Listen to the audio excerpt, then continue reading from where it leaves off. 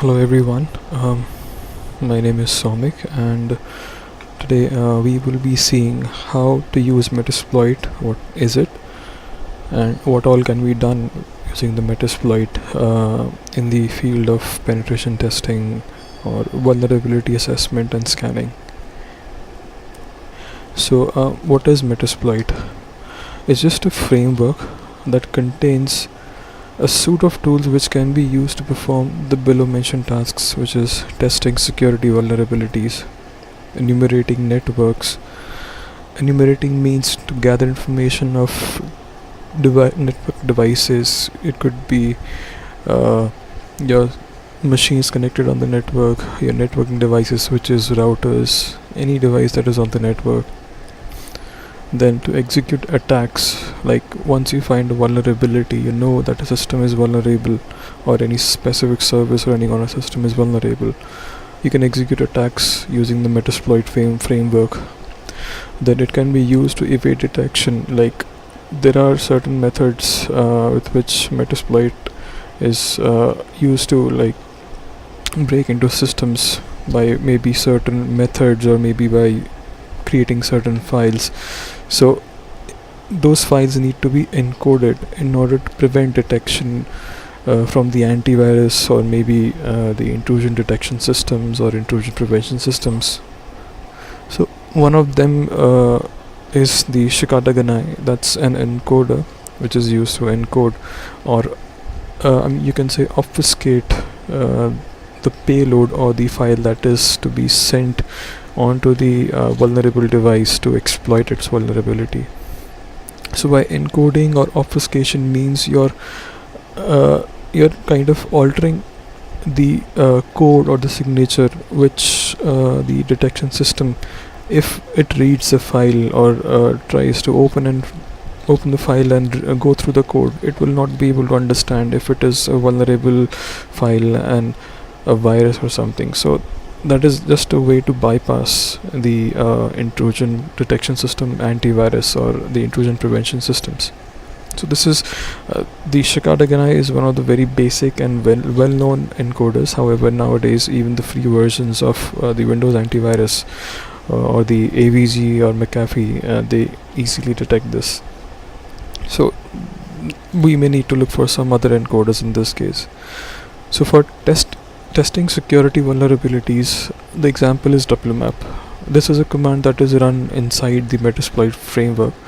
So this is basically meant to scan for the vulnerabilities in a web application, like any application that can be accessed over the web, be it like a website or a web server that has a GUI that can be reached with an IP address and a port over the HTTP or HTTPS.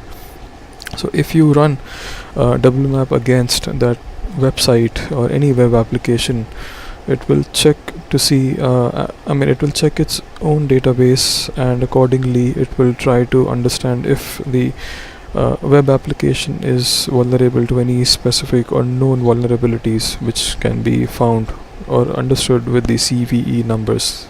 The CVE stands for Common Vulnerability and Exposure Numbers.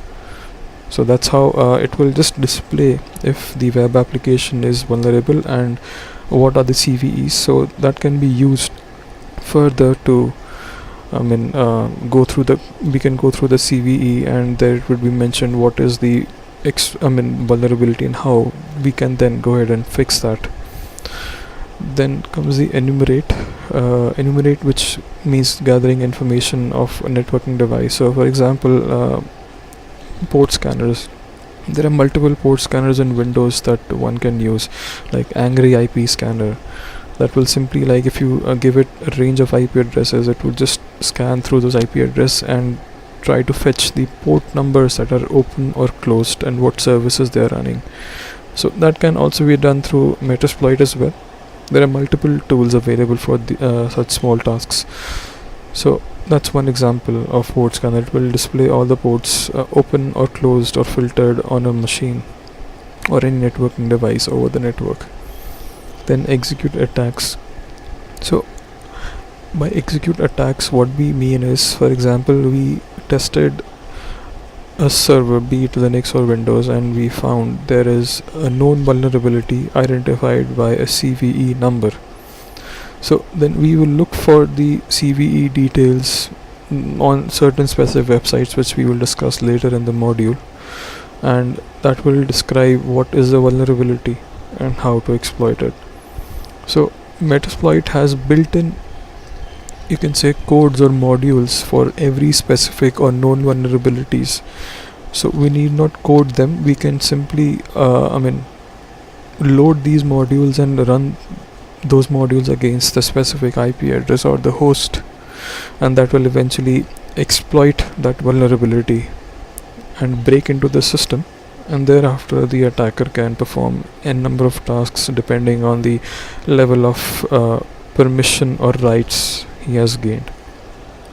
So the most common and well known exploit, you can say, or attack in the world of Windows is the MS08067 Net API, which is an exploit in the Windows XP Service Pack 1, 2, maybe some of the Service Pack 3s, Windows Server 2003, Windows Server 2003, and maybe probably 2008. We will need to check that. So these versions of Windows XP and Windows Server were vulnerable to the with the RPC, which is a remote procedural call method, or you can say the remote procedural call function built into the Windows XP and Windows 2003 are vulnerable to attacks. That is, an attacker can exploit the remote procedural call in these Windows machine and gain remote access without any authentication, thereafter executing code of his own choice. That is remote exploitation or remote code execution vulnerability, which we call as. So we will see or understand how these kind of exploits work and how someone can take advantage of such vulnerabilities.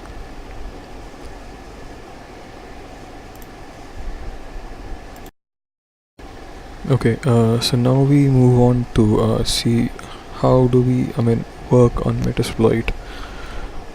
So moving on to Kali Linux, we simply open a terminal, right?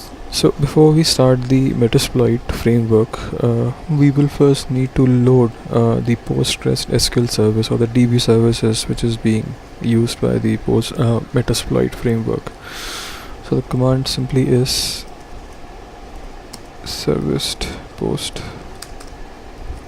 SQL start. This will start the services of the Postgres SQL database that will be used by Metasploit.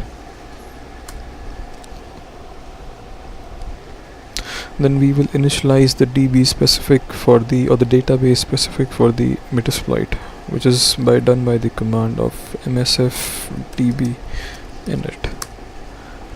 It says the database has already started. So what initially would happen is the database would be created, a user would be created, and then the services would start for this specific user for the Metasploit framework. And from here on, we can simply type MSF console, which is the command to load the Metasploit framework console.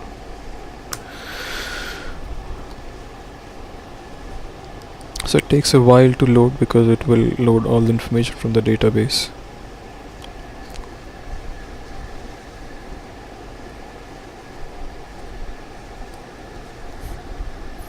Okay, so this is the banner that we see here, which will give the name of the tool itself, Metasploit, and it will give us the version number, which is right now we can see it's version 4.16.48, and these are the, we can say, modules of the Metasploit that we will understand how to use them. So you can see the number of exploits that are registered with that Metasploit has built into it. Like 1749, then auxiliaries 1002, posts like 302, and so on. So to begin with, any command line interface, we initially type a help command to display its information, like what all commands can be used here. So here also it's the same thing. You type in help, it will give you the basic set of commands that can be used in the Metasploit framework console.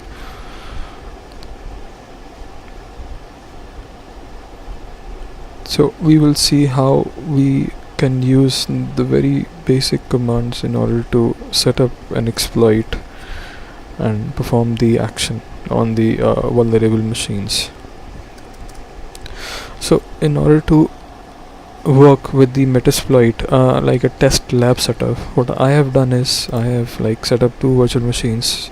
In fact, I have set up 3 virtual machines. One is Windows, that's a Windows 7 machine. One is a Linux machine, which is known as Metasploitable. This was designed, or you can say crafted specifically with a huge number of vulnerabilities built into it already, which can be used to beginners to test their skills on a vulnerable machine rather than performing it on a live network or looking for resources. This is the best, you can say, tool to start with. So it's like around 500 megabytes or 600 megabytes of an ISO image, which you can easily install in a virtual machine or VirtualBox. And the third, or the first one, you can say, is the Kali Linux machine. So the first thing of you can say vulnerability assessment is that you need to understand what all is on the network, what all devices are on the network. So for that we need to first perform a scan, right? So it can be done through Metasploit as well, but since we have already gone through the Nmap session, so we will be using Nmap to perform the scan. So moving on to a new terminal, I will first check my IP address.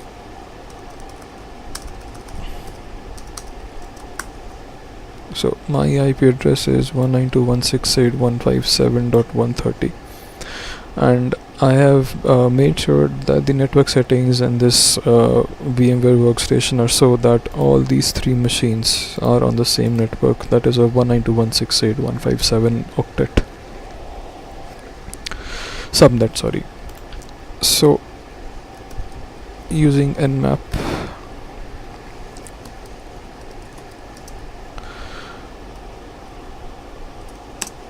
I will explain what each and every option means over here. Okay, before doing that, let's quickly just run a scan to see what all devices do we have on the network.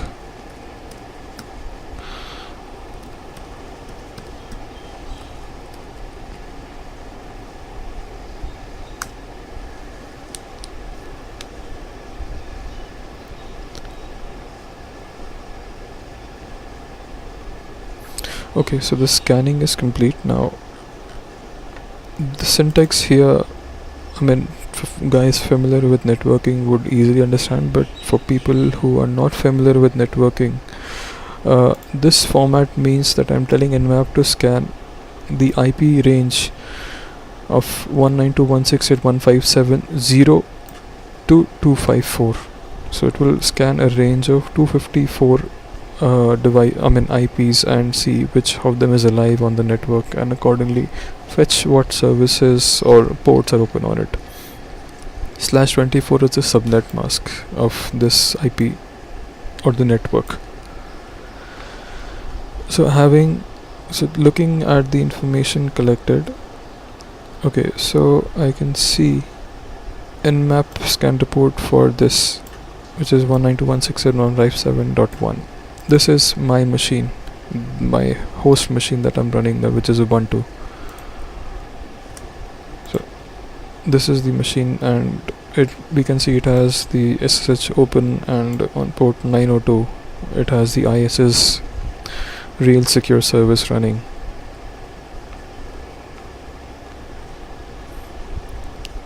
Then we have another machine which is the default gateway for all the machines that are running. I know that because I have set up the network in such a way that the .2 has been assigned to as a gateway, so it doesn't have any ports open, we can even get the MAC addresses of each and every machine. The third one reported is the 192.168.157.129, and we can see there are numerous ports open on this machine, quite a lot. Then we have a 192.168.157.138.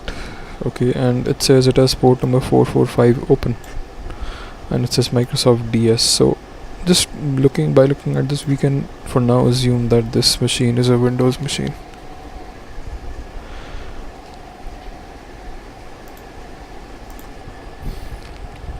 Okay, so we saw it was 192.168.157.138, and it has Microsoft DS service running on port number 445, which is open.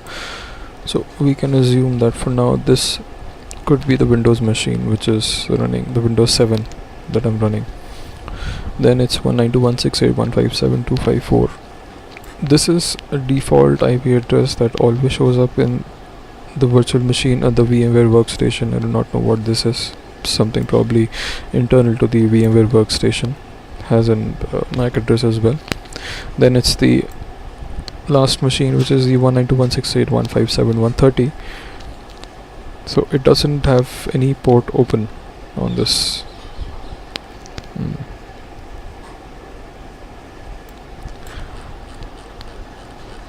Yeah, so this 192.168.157.130 is my machine. As I can see, the IP address of my machine is 192.168.157.130. So yeah, this is the Kali Linux running.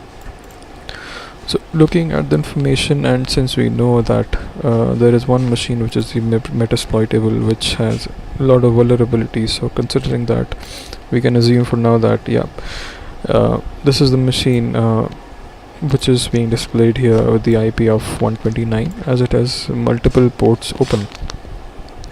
We can see even this one has the Microsoft DS.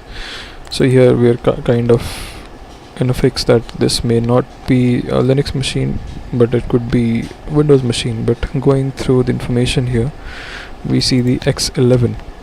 X11 is a service running in the Unix or the Linux machines. So with this we can confirm, as of in this case, that this is a Linux machine, which in this case is the Metasploitable. Great. Now we will enumerate a bit more information about this machine, which is the Metasploitable here, using Nmap itself. So the command for that would be nmap-a. The options I will tell once I have done writing the command. Sweet.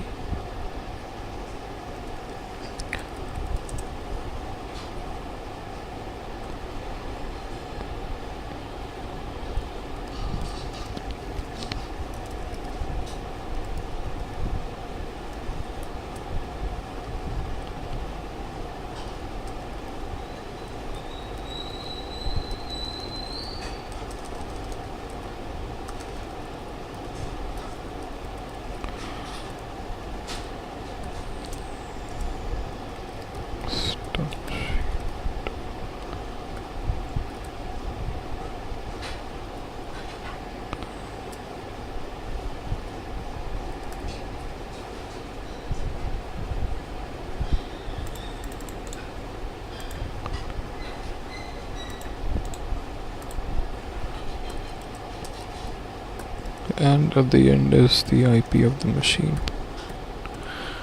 7.1. Let me quickly just confirm the IP address.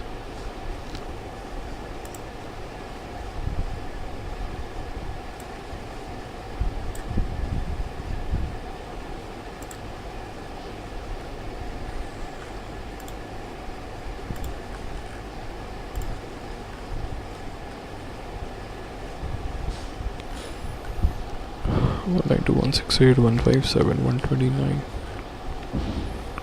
168. Okay. 192.168.157.129. Okay, so looking at the command, nmap is the name of the command. The -a is used to you can say kind of an all to accommodate all the available options, like to accommodate all these built-in scripts for scanning the host, that the scripts that have been built into Nmap. Then the version detection, the operating system detection. So -a includes all these options. Then -t4, T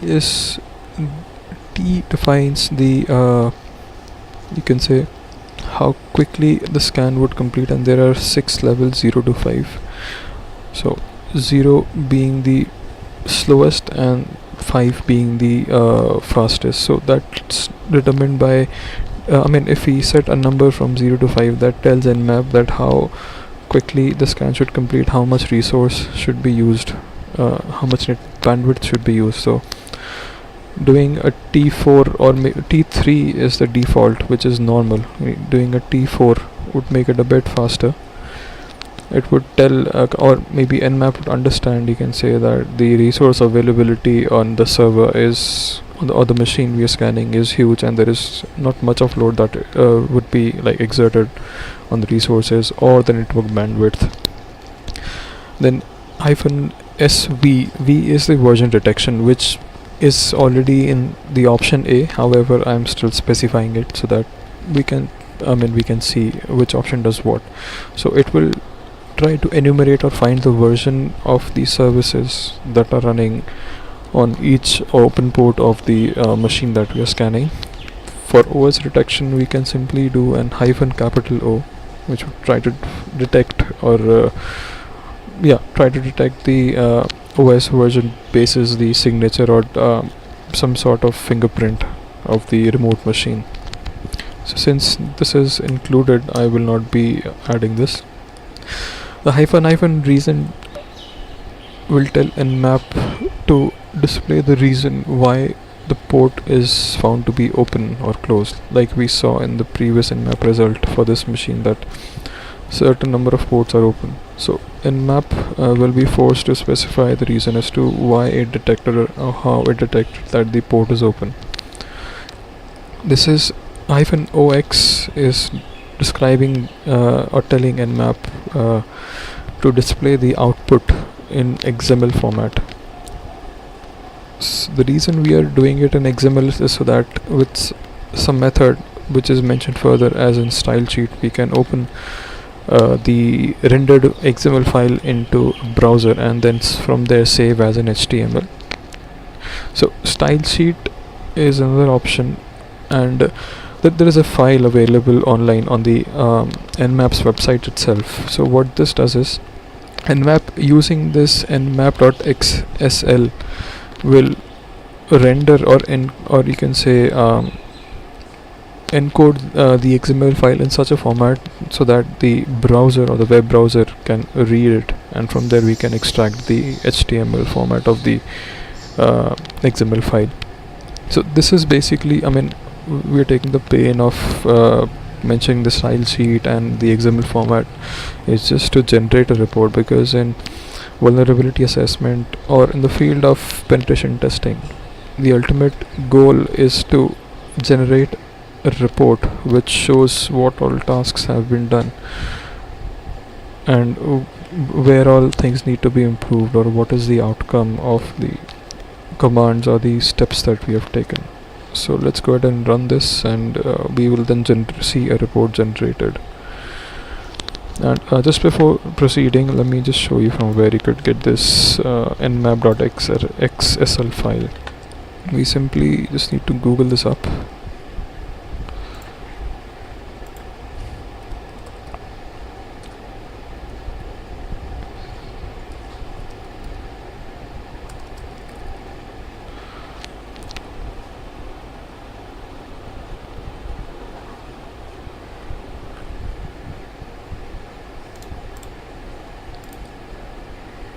So this is the file that we need, that we are mentioning there. So what I did is, going back to the machine, I already did a wget and then pasted the URL of this file.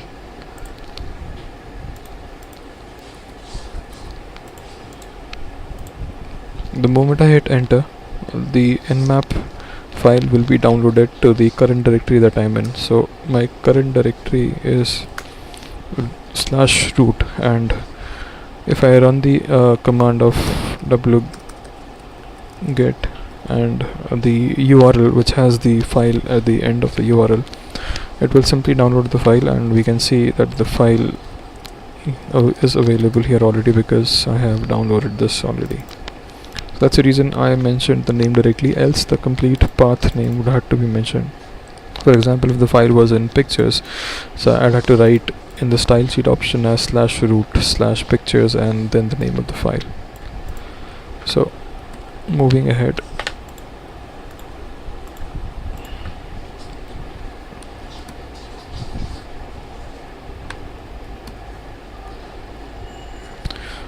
let's run the scan and see what we get here.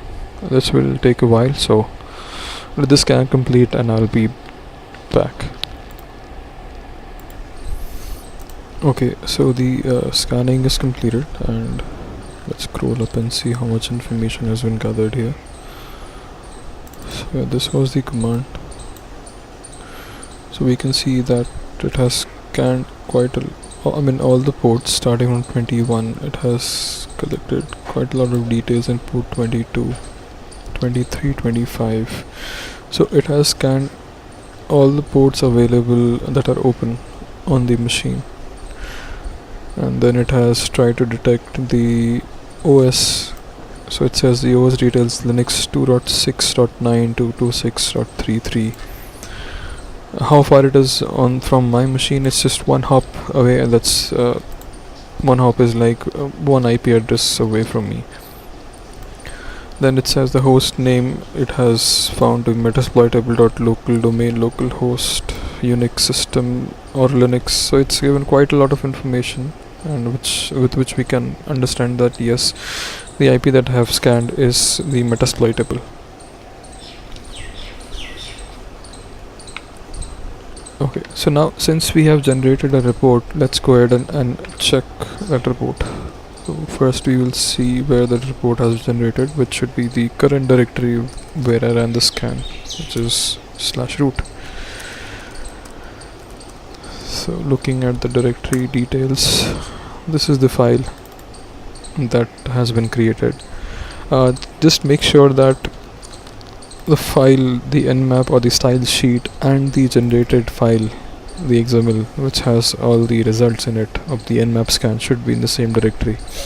If they are in a different directory, you will not be able to load them because the XML file that has been created, it will try to call the nmap.xls file. So since they are in the same directory, it will be able to call. If you move this file to a different directory than the XSLS, then you will not be able to load this file in the browser. So let's open this file in Firefox.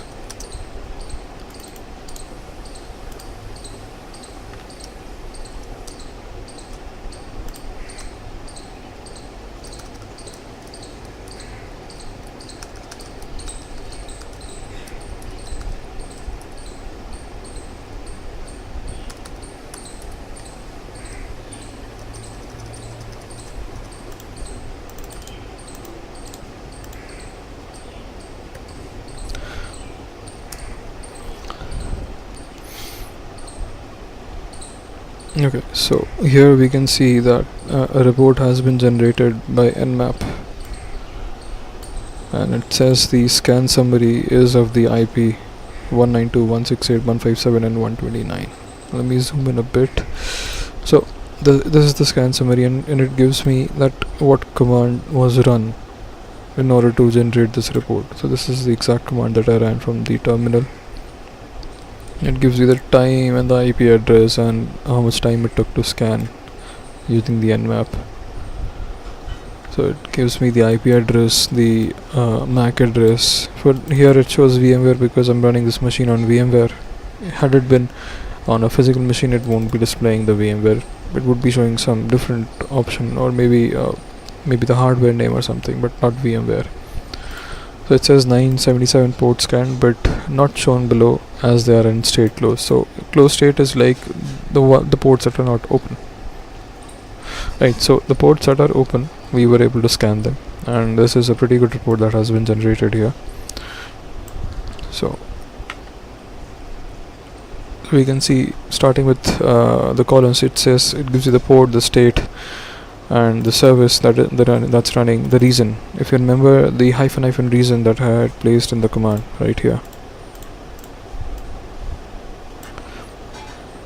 that is the same thing here. So it says that it was able to do a three-way handshake, that is SYNAC.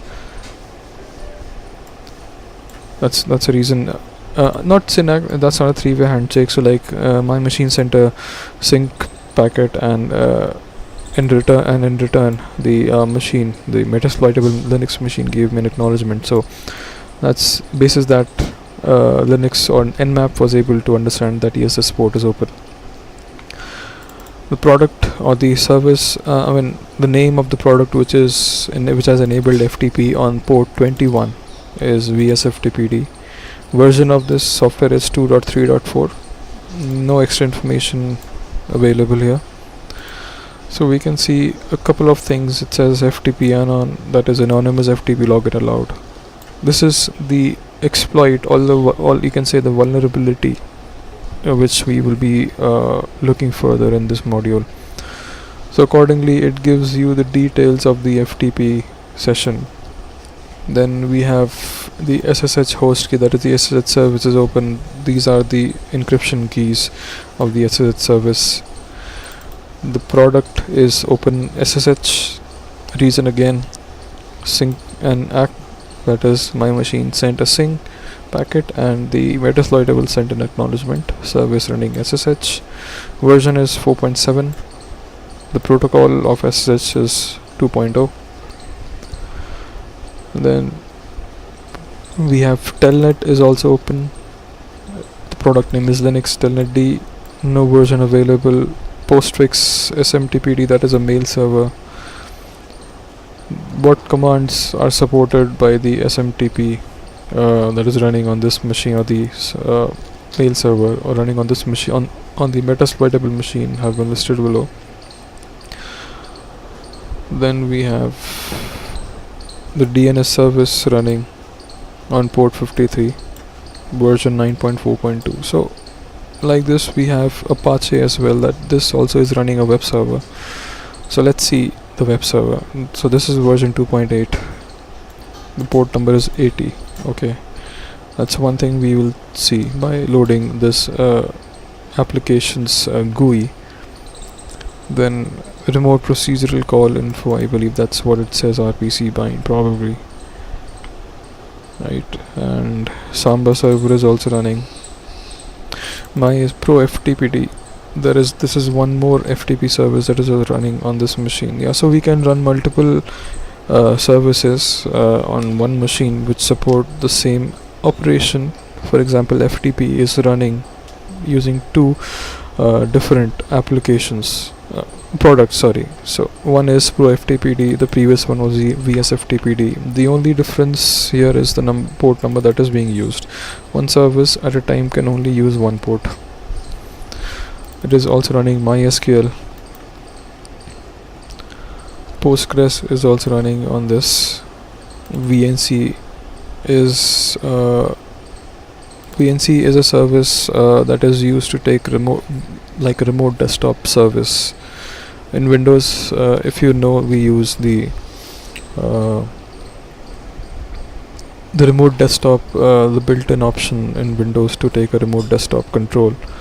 Similarly, it's there's a third-party application called VNC through which we can take a remote access. There is another one, Apache Tomcat. This is also web server which is running on 8180. Previously we saw that there is another web server that is running on port 80, which is the Apache HTTPD. So let's quickly take a look at the Apache services running on port 80 and 8180. So we know that This is HTTP service on both port 8180 and port 80. Where is it? So based on that, we will select HTTP as a protocol. IP address 192.168.157.129. First one was port 80. The proxy server is refusing connection. Okay, so that is not accepting the connection. Maybe it's blocking. Okay, then we can do port 808180, I guess. Let me check. 8180.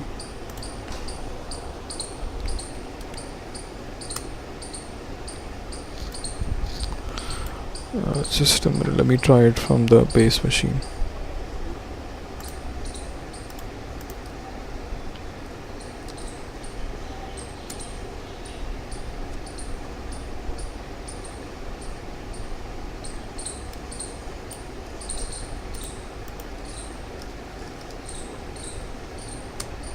Okay, here it is working. So yeah, this is the port 80. On port 80 this is what is running. So we have multiple options to go from here. This is the PHP's admin console, which can be broken into probably by using the SQL injections. That is probably covered in some other module. And middle day, this is basically for the penetration testing. It has a lot of modules into it, like for OWASP, like web application penetration testing is what can be done or tested using the middle day page, or you can say the tool itself. DBWA, this is also damn vulnerable web application. This is also used for web application penetration testing. We can use n number of methods to exploit all the options available here. So that is something different which will not be covered in this module. So yeah, we saw we have on port 80, this is what is running. Port 8180, I don't know why it is not loading. Probably it doesn't have anything running on it as of now, so not a problem. Going back to Kali Linux, so we saw that how the ports are open, and since we had selected the option A in our command, the -A in Nmap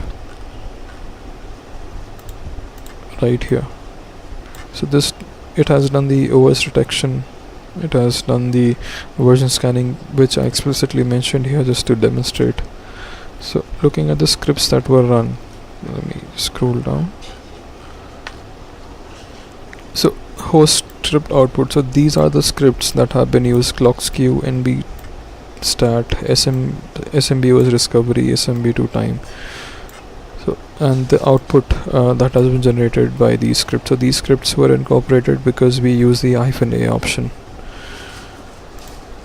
Miscellaneous metrics.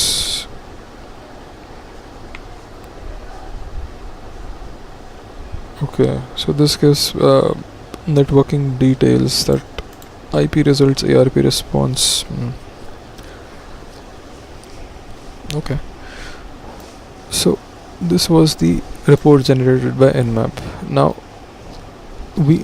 I know, because if you look for the anonymous login FTP, so this is, like, you can say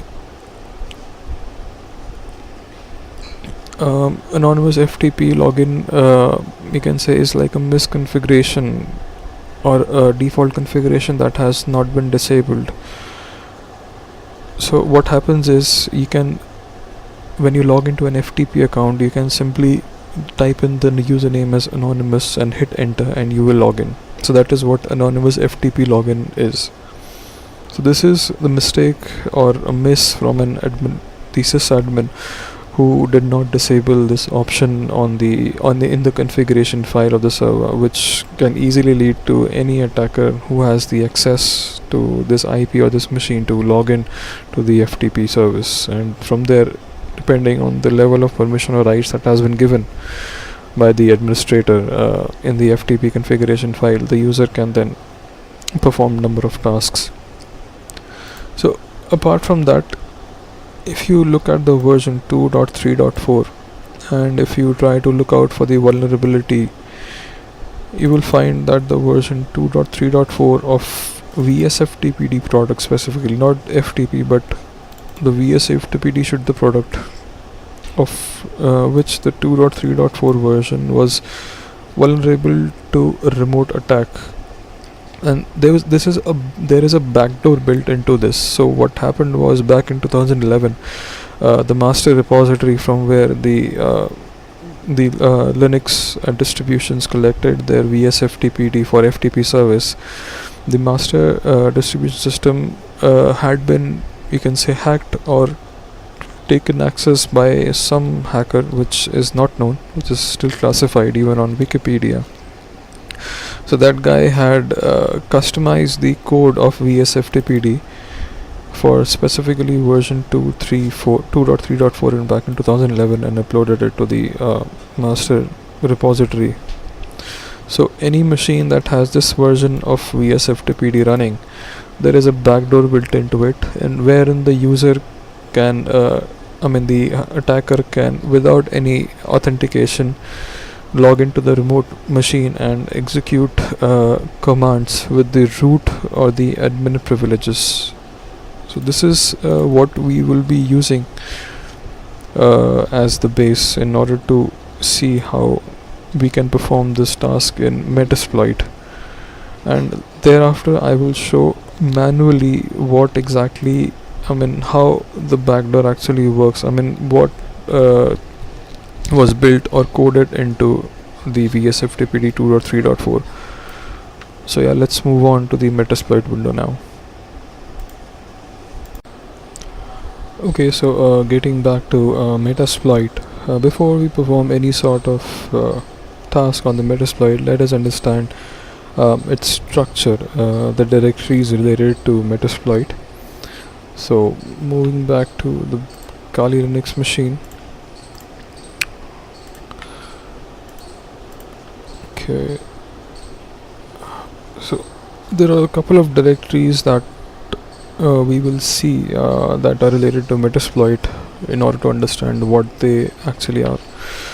So to start with, under the home directory of any user who is running Metasploit, which in my case I am the root user, like who am I am root, and my home directory, which can be traversed using the cd and the space with the tilde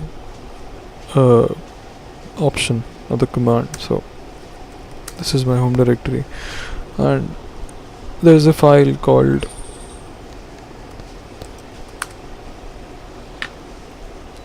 .msf4. so the dot for non-Linux user, the dot in front of a directory or a folder means that it is hidden. It could be a file as well with a dot to start with. So anything in a directory which starts with dot is hidden. So we can see that by just typing ls-a, where a means all and ls is the list command. So moving in to the MSF4 directory, it has config, history, local, logos, logs, loot module, plugins. So these all the the directories and the files that we see, this is native to the user logged in using Metasploit. So as of now, I being the root, whatever information or whatever thing I am doing on Metasploit, anything that needs to be saved or recorded is done in this MSF4 directory. So configuration, like whatever changes I make in the MSF console right here, any changes that I make, and if I hit the save button or type in the save command, that configuration will be saved here and will be recalled every time I load the MSF console. That will not be same for any other user, just for me. History has all the commands that has been run by me in the MSF console. So if I just look at history, I can see that these are the commands that I've run so far in the MSF console. Then local.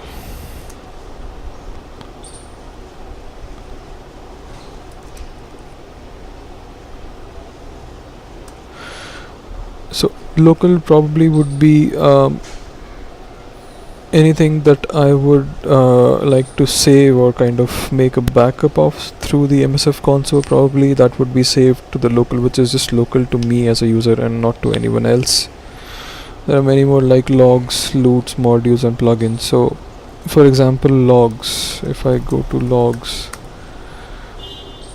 so in this, like if there are any sessions that if for example in the Metasploit framework we can initiate multiple sessions. Like for example, I have 5 machines. So yeah, if I have 5 machines that I need to scan, I initiate 5 different sessions from Metasploit, so that will be logged into the sessions directory. For example, the framework.log, this logs all the errors that might have occurred in the Metasploit framework while I'll be working on them.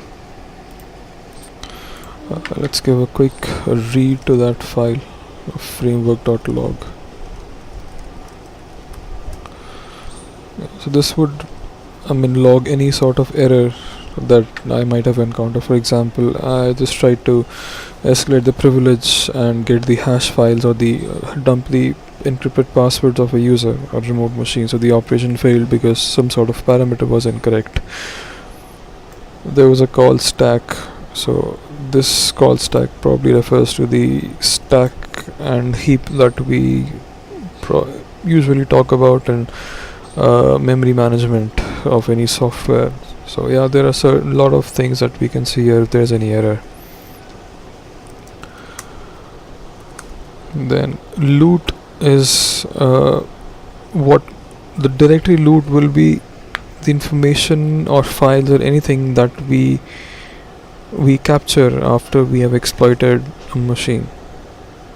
And modules will be the local modules that, for example, if I know how to write a code for the Metasploit framework, I would do that and save them to the module. So anytime I would like to load the modules that I had created, they would be present in this modules directory and would then be loaded by the MSF console. That would be just for me specifically, not for any other user.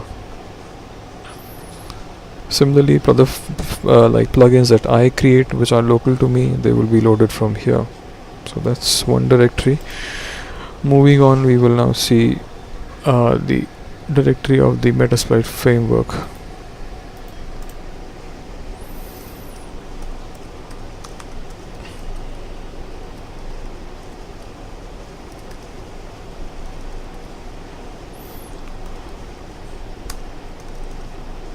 So the directory in Kali Linux for MSF console and the whole application is under root, not root, but USR share Metasploit framework. So looking at the files and directories present inside, we can see the ones in the greens, these are scripts or binary files that can be run directly in order to perform a specific task within the Metasploit console. The blue ones are the directories, which is common. The color coding, this color coding is common throughout Kali Linux. The white ones are the files.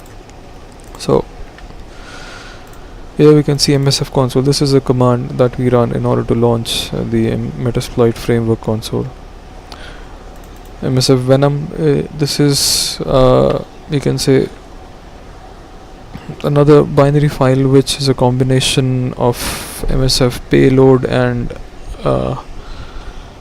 there was one more I'm not able to remember, so it's a combination of those two.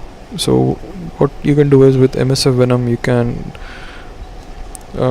you can craft a file or a payload that you can say that if sent to a user will provide you remote access to their machine directly. So like if I create a file with MSFvenom, that I might discuss later at the end of the module how to use MSFvenom.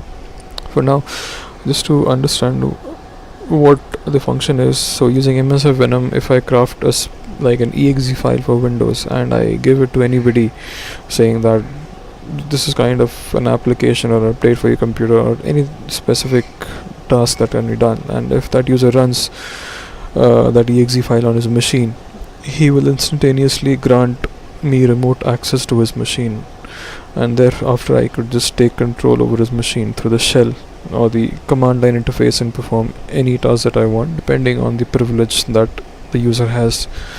I could even escalate the privileges depending on how I have crafted the packet or the exe file. So scripts are the ones that Metasploit would use in order to probably locate information or perform any task on a mentioned or defined host or an IP address. Then DB is the database of the Postgres database of the Metasploit framework with the MSF as a user in it. Then modules, this is the one that we are looking for. So let's move into modules. So if you remember, these are the modules that I had talked about earlier when I loaded the MSF console. So let's revisit that banner where it is defined. So here, exploits, payloads, encoders, nops, post, auxiliary. So these 6 are the modules of the Metasploit framework. They together build up the Metasploit framework actually. So talking about them one by one, let me switch to the presentation.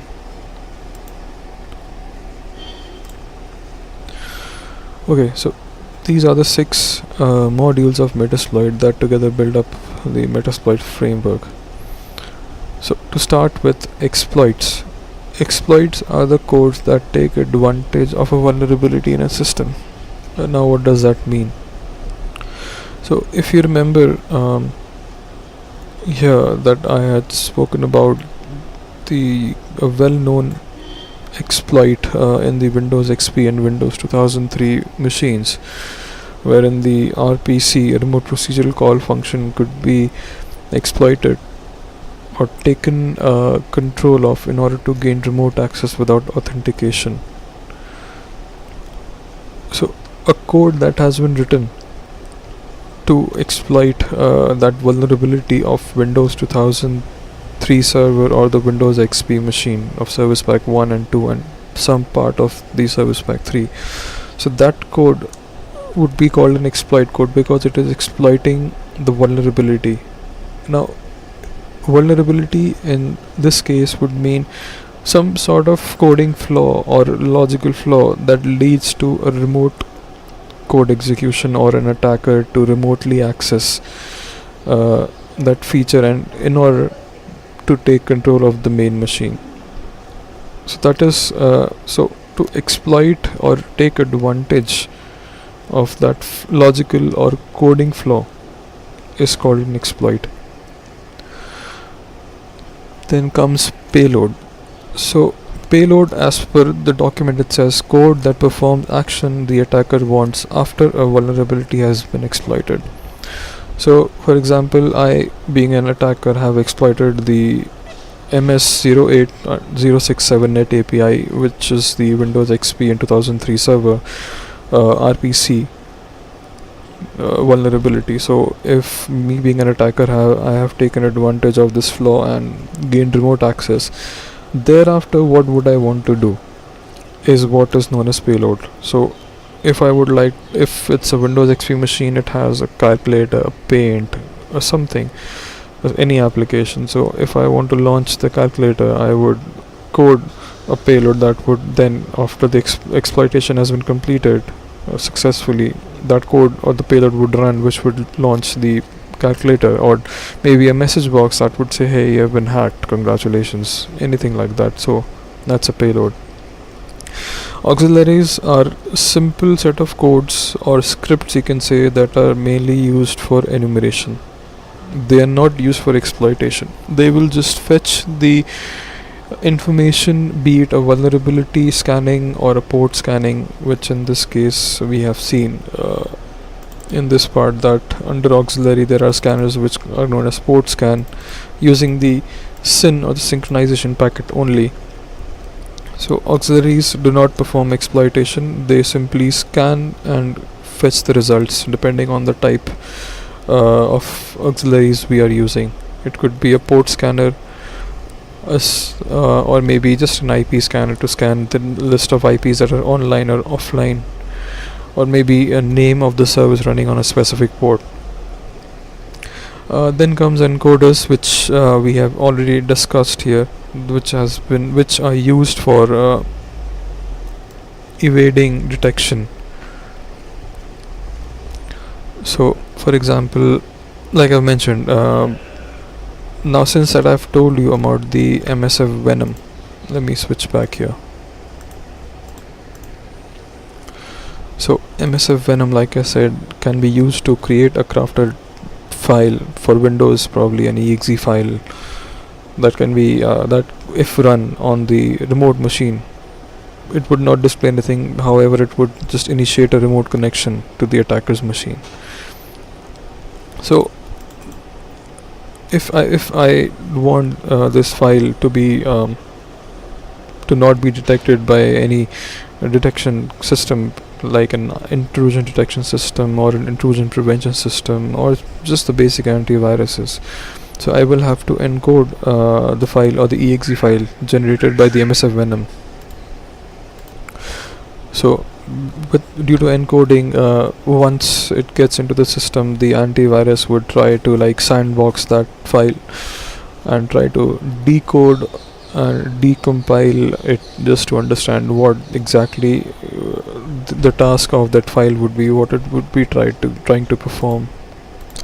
So because of the encoding, the antivirus would not be able to understand and just let it go through as a normal file without detecting its signature as a malicious file. So that is the use of encoders, which in our case we have seen one of them is the Shikata, which is used as an encoder with the MSFvenom, which we probably might cover later in this module. NOPs, which is like NOP is no operation. S is meaning a sled or slide. There's a different type of, three variations of it which mean the same. This is basically more useful, kind of, you can say, in assembly languages where if you have, if you introduce the NOPs into any exe file and you try to decompile it and see, so you will be able to see the code as 0x90. This is the hexadecimal format or the notion of for the NOPs command. So what NOPs means, no operations. So if the processor encounters NOP or no operations, it will just waste one cycle of itself, like the CPU would just waste one cycle on this command and do nothing. So NOPs, it says useful to guess memory address of payload. So there are certain methods, for example in buffer overflow, there are certain methods with which we can determine the address at which, the memory address at which our payload or malicious code is at, and we can directly access it. But there are many techniques in Linux, probably in Windows as well, where the file system would alter the memory location. Okay, so just to understand the NOP sled, so if you look at this block diagram, it shows that the program execution flow, as it mentions here clearly. So here we can see we have multiple NOPs mentioned before the shell code, right? So now EIP stands for the instruction pointer, like it points to the address of the next instruction to be executed. So if I do not know the location of my shellcode and the memory address, I like because the address space has been altered from the last time it was executed, or maybe it's being run on a different machine, but I somehow have an idea as to which around which address space it could be. So what I could do is I could just introduce a couple of nop instructions before the shellcode. And nops is like a padding, you can say, that you can introduce in your code. So what happens is, if I manipulate the instruction pointer, that is, I specify the instruction pointers to point to a specific memory location just as a guess. So in that case, if I know the instruction pointer is pointing to a specific memory location like 0x11, and I know that my shell code would be within the range of 0x25, around this memory address location. So if I provide the EIP or the instruction pointer the location of 0x11, it would hit the first NOP instruction. So the CPU would read this instruction and do nothing in the first cycle. Then on the second cycle, the instruction pointer would increment to the second NOP. CPU would do nothing. The instruction pointer would increment to the third NOP. CPU would do nothing, and so on. It would carry automatically. I just need to hit the first NOP. Thereafter, the instructions would be carried out automatically, and at the end of the last NOP is a shell code which will then be executed. So NOP sled is, or slide, you can say, we are sliding. So that's the reason we called it NOP sled or NOP slide in any other terminology. So that is the actual use of, or one of the uses of NOP or no operations, is to execute the shell code, or execute the payload or the malicious code of which we do not know the exact address, but somehow we know that it is nearby some specific address location, which I took as an example of 0x11, and the shell code being at 0x22 or 20. So I hit 0x11, which is NOP sled. The CPU executes each one and increments the instruction pointer, and thereafter at the end of the last NOP, the instruction pointer would increment to the memory location of the shell code, and hence it would execute the shell code. So that's how NOPS is useful. Going back to the presentation slide, post is the last module of Metasploit. Post, as it reads, is code that is run after gaining access to vulnerable system. So what happens is, once I have gained access to the vulnerable system and I have taken the access of its shell or the command line interface, which we will see and understand later in this module. So thereafter, what all I would like to do on the system, for example, if I am on the Windows system and I have taken the shell access or taken the access of its CLI, and I am the administrator. So if I want, I could take a screenshot of what the user is currently doing. The user would not even know, as nothing is displayed on the Windows or any, be it Linux machine. The operation will not be displayed. It is something that happens at the backend, and the same would be transferred to me, that me being the attacker. I could enable his webcam and he would not even know. If you think that the light of the webcam would lit up, even that could be controlled by modifying the code. Like, if anybody is good at Python, we can even control if the light is turned on or off with Python. That's one little example of how we can hide things, being an attacker, from the common user. So, and if we want to copy a file or send a file to the remote user, we can do that even. So post are like codes or scripts, you can say, with the help of which we can perform certain tasks, or administrative related tasks, or maybe malicious tasks. If you want to capture the password or the hash dump of a user, because every password in any operating system is encrypted and with hash. Hash is a function through which, if a plain text is run, it would get encrypted depending hashed, like encoded, you can say, which can only be which cannot be decrypted. A hash cannot be reversed. So if I want to do a hash dump, I could do that as well. So that's about the postcode.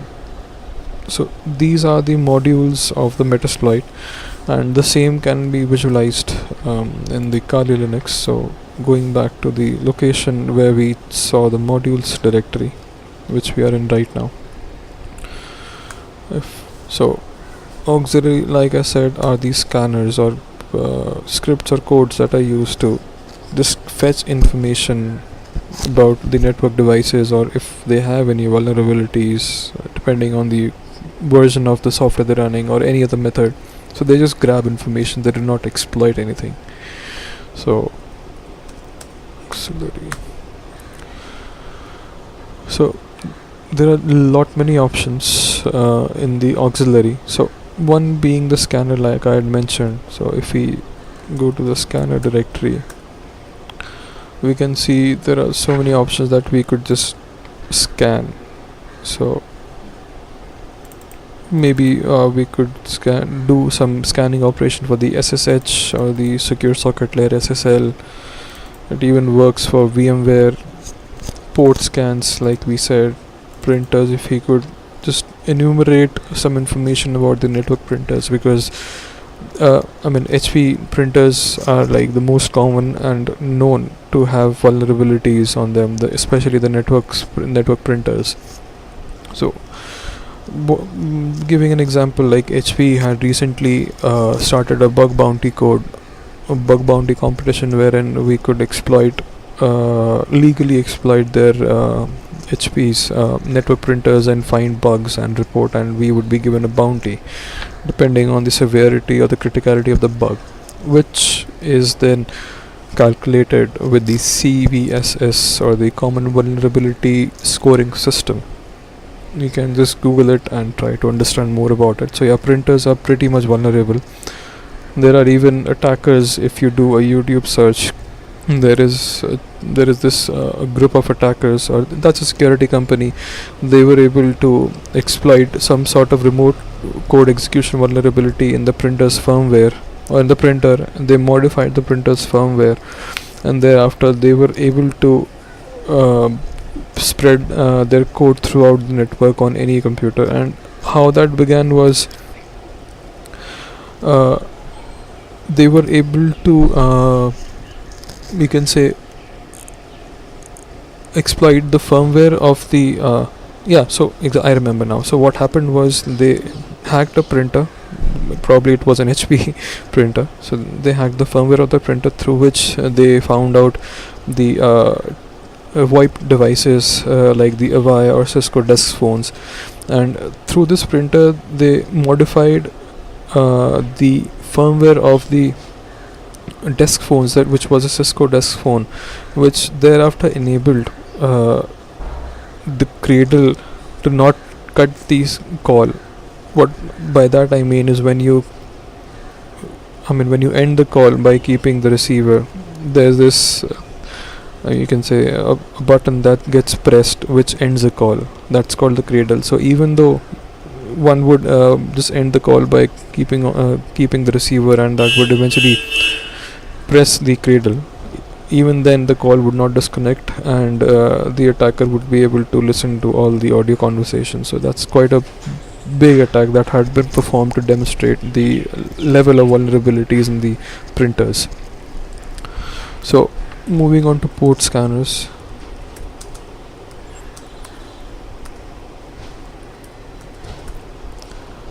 So these are the scripts written in Ruby, as they end in the with the extension of .rb. So these are Ruby scripts that can be used for scanning ports, which one of them I had mentioned in the presentation, which is this port scan and then SYN, which is right here. So to give you a quick information of what the SYN scan is, SYN is the synchronization packet which a device would send. Talking about the TCP connection, if a device sends wants to communicate with another device, it would first try to see if it is up or alive or not. So it would send a SYN packet. If the remote device accepts incoming connections, it would accept or receive the SYN, and as a response it would send an acknowledgement packet. So it's SYN from my device that is sent to the remote device. Remote device accepts the SYN packet, and then the remote device would send an acknowledgement or ACK packet to my device. So the moment my device receives the acknowledgement packet, my device would then send an RST packet, that is reset packet, to the remote device. So reset packet is like, I'm killing the connection, I do not want to continue this connection any further. So the remote device would accept the reset, thinking that I'm terminating the connection, and that's the end of the connection. So since I have received already an acknowledgement packet from one of the ports or one of the machines which I try to communicate with a SYN packet, I know that that machine or that port is up. So that is how the SYN packet works. So due to this, a three-way handshake doesn't complete, and that helps me in certain situations evade the you can say the scanning procedures which may be detected as malicious. So if, for example, if I, from being a third from remote location, try to access a corporate network, and I try to fetch what all ports are open or not, if I do a three-way handshake connection thing, then that would be detected by the corporate network's intrusion detection system, and they would automatically raise an alert that someone from an external network is trying to access a network. However, if I do just a SYN and ACK, that would not be a three-way handshake, because a three-way handshake includes SYN ACK from both the ends. So if you Google up three-way handshake, what happens is, I send a SYN packet, the remote machines receive my SYN packet, and then it sends back an acknowledgement and a SYN packet to me as well, so that it can synchronize with me, and then I send the remote machine an acknowledgement packet. So this is a three-way handshake. If a three-way handshake is not complete, then the IDS would not know that, or the intrusion detection system would not know that a connection is being tried to made, or if a connection was successful, because three-way handshake means a connection is successful. So that's how I can evade the intrusion detection system. Now going back to the modules, I have encoders. So encoders, it depends on the architecture of the operating system on which the encoding is, or for which the encoding is taking place. Basically, or mostly, we will see the x86 and the x64 architecture, or the platform for which we would be doing the encoding on general basis. Like if I want to encode any file or malicious file for Windows operating system, I would first check what architecture is it running. Is it x64 or x86? That's a 32-bit is for x86 and 64-bit for x64. So if I go to x86,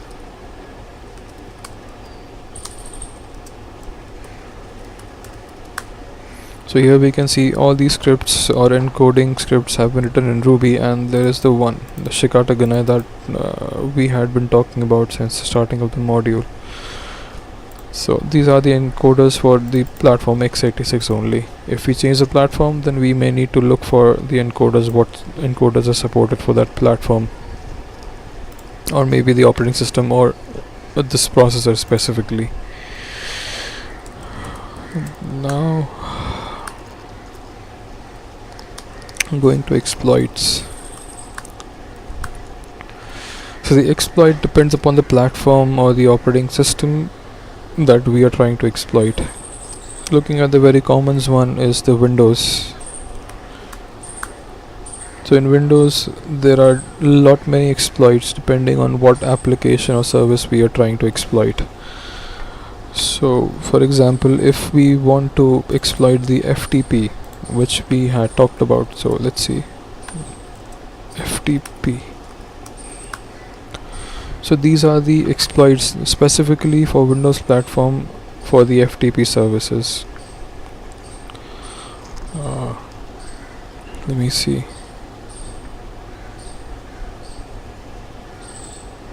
I mean, unless we run them, we will not be able to understand them.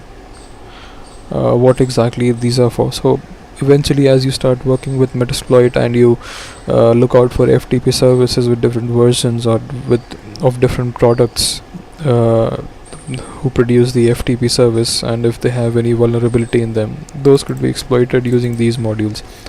So we will see how these modules can be used to exploit any vulnerability that we know of.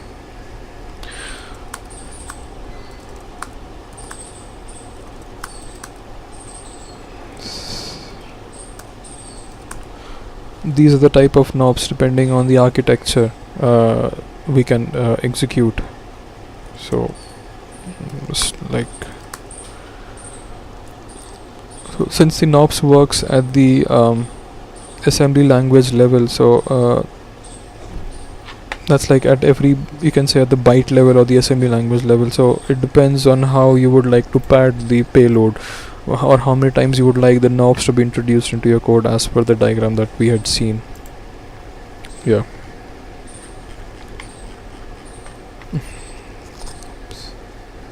This one. So this is the padding of knobs before the shellcode. So if anybody does disassembly or anybody uses a disassembler for an exe file, you would be able to see exactly the instructions in assembly language, which is the lowest language right above the binary language which the computer understands. And that is a really powerful language, the assembly language. If anybody knows, then he could actually manipulate a lot of applications, a lot of steps on the computer. Okay.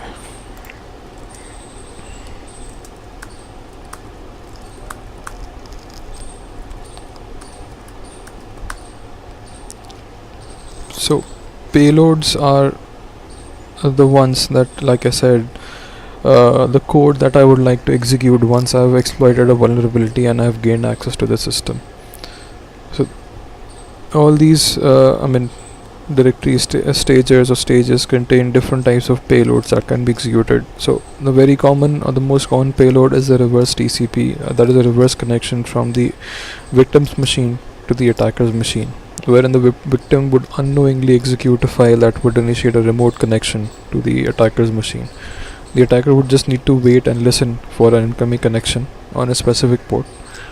So that's what a payload does. That's one example of a payload.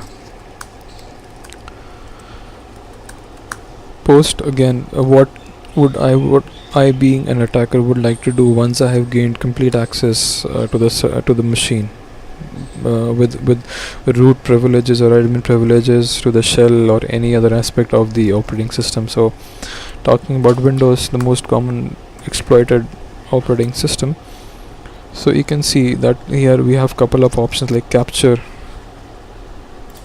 escalate, gather, manage, recon, wireless LAN. So in capture, there would be to capture a screenshot or enable a web camera and capture what who is looking at the webcam right now.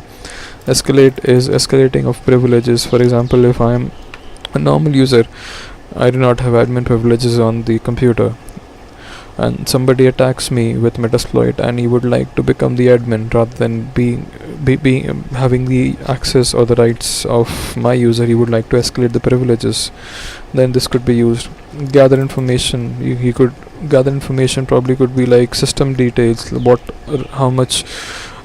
processor is on my operating system, what services are running on my computer, what files are there on my computer. So these are the ones that can be called as post. Things that can be done after the attacker has gained access to the computer. So that was the directory structure of Metasploit and a quick understanding of its modules, and looking at a few of the modules as well, and the codes or the scripts that have been added to these modules. So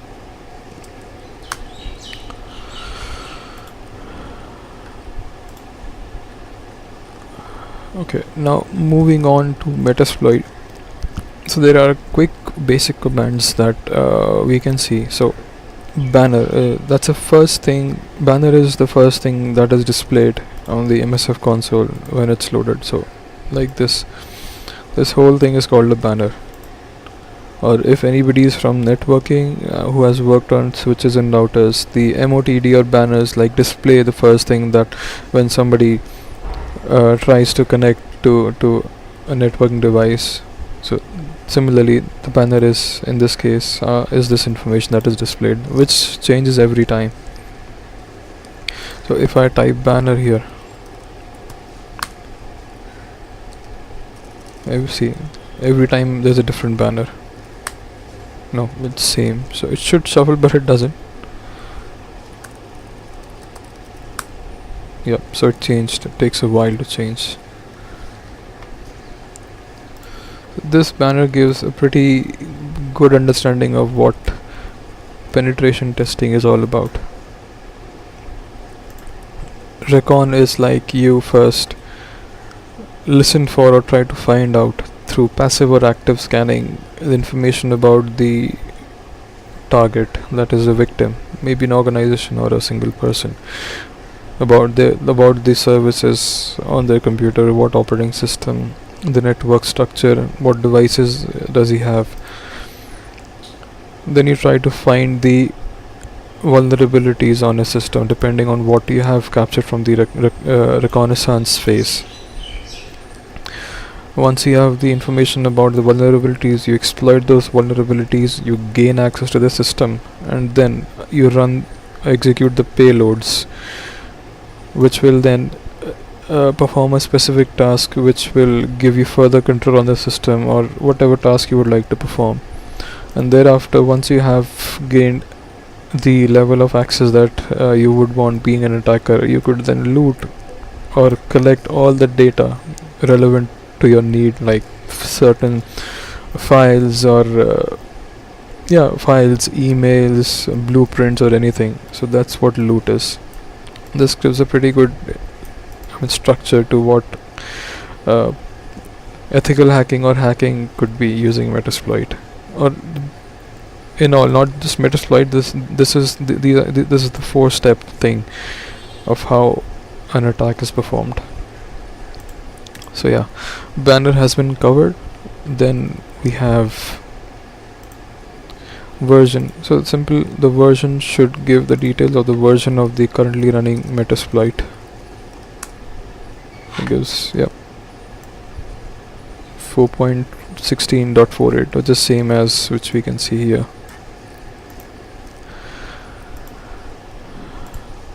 Then it's save. So if we hit the save command, so let's see what happens. If you remember, I had spoken about the directory called the .msf4 configuration. So if I hit save option, any changes that I've made into the environment of my MSF console, that would be saved to the configuration file, which goes to this file in the MSF4 directory.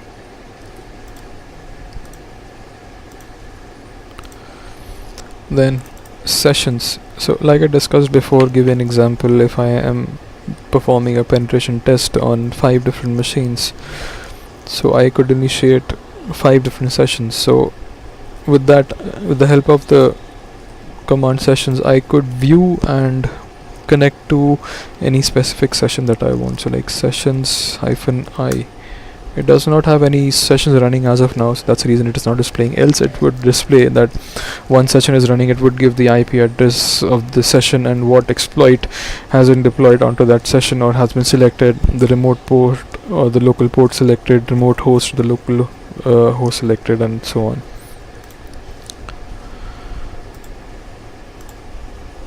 Then info gives information about a specific module. So if I load a module and I hit info, that would display me the information of that specific module. So for example,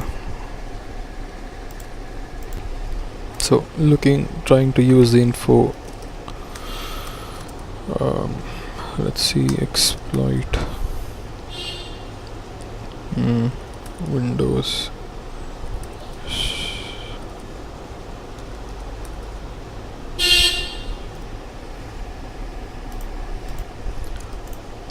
So let's just pick any one of them.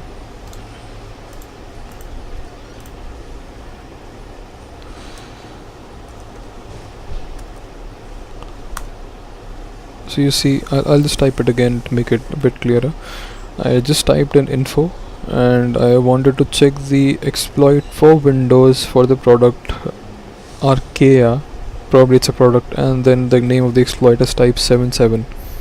So if I want to check the information of this, I would just simply type in info and this, and it would give me all the details. Okay, let's try this. Let's check the information of the Windows module that I was talking about, or the exploit.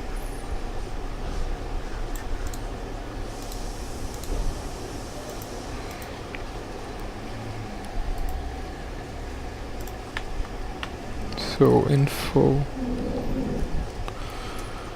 exploit for Windows for SMB, which is a server message block or the Samba server, and then the name of the exploit. So if I hit enter, see, this will give me the information about this exploit. So it says that the name of the exploit, this is a universal name given by Microsoft. So MS08067, what this means, MS Microsoft 08 is the year in which this exploit was found or created. 067 the patch in which this exploit was found. The module name, as we have already typed it in, this is platform is Windows, architecture yet not mentioned, it could be x86 or x64, that is 32-bit or 64-bit. Privileged, yes, that means it gives privilege escalation. Licensed under the Metasploit framework. Okay, disclosed in 2008. So yeah, exactly what we saw here. The year on which the exploit was found, 2008. And who all provided the exploit code, the names have been mentioned here. The list of targets, it says Windows 2000 XP Service Pack 0 and 1 Universal, 2003 Windows Server Service Pack 0. So XP2, XP3, all sort of languages, different languages. Windows 2003 Server Service Pack 1, Service Pack 2 with different languages. Its basic options like remote host, remote port.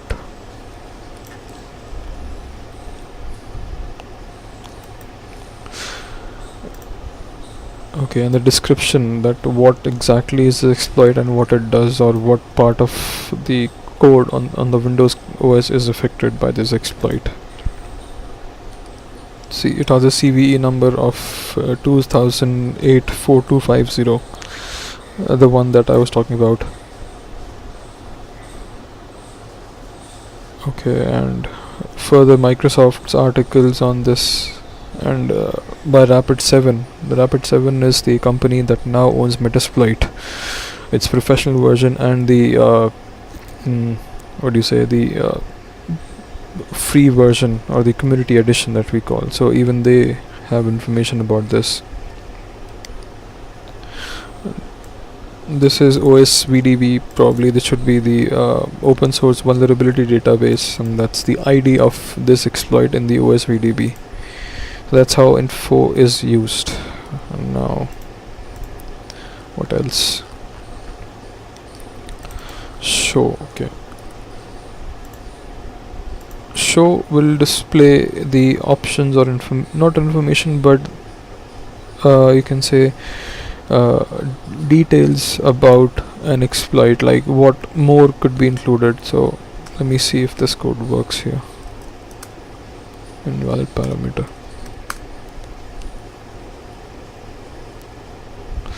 Okay, so for example, if I want to list all the exploits, I would do show exploit exploits. This would take a while to load, but it would display all the exploits that I have on this operating that are present right now in the MSF Metasploit framework. I'll just pause the video here and resume once I have all them populated. Okay, so we can see here there are like thousands of exploits that have been I mean introduced into this version of the Metasploit framework. So every time there's an update, we would have some number of some increasing number of exploits or changes in the framework. So similarly, if we do show knobs are not much, so that wouldn't take much longer to load. Yeah, so see, so that's how show is used. Show can be also used to display the options of an exploit or a payload. Like if we use an exploit, we may need to tweak some parameters, like we may need to modify the local host or the remote host values. So we can do show options to first view uh, what all are the options available. So just to give an example, if we use is also one command that is in the list of common or the basic commands. So use is the next one. So we will use show and the use to see, and then set. Okay, so this is in a sequence, so we can use the show, use, set and run to just understand how all these commands work. So I will be just loading the exploit of Windows SMB, and that was MS08067. The tab usually works, but maybe I have not typed the correct name. Let me just grab the correct name of this.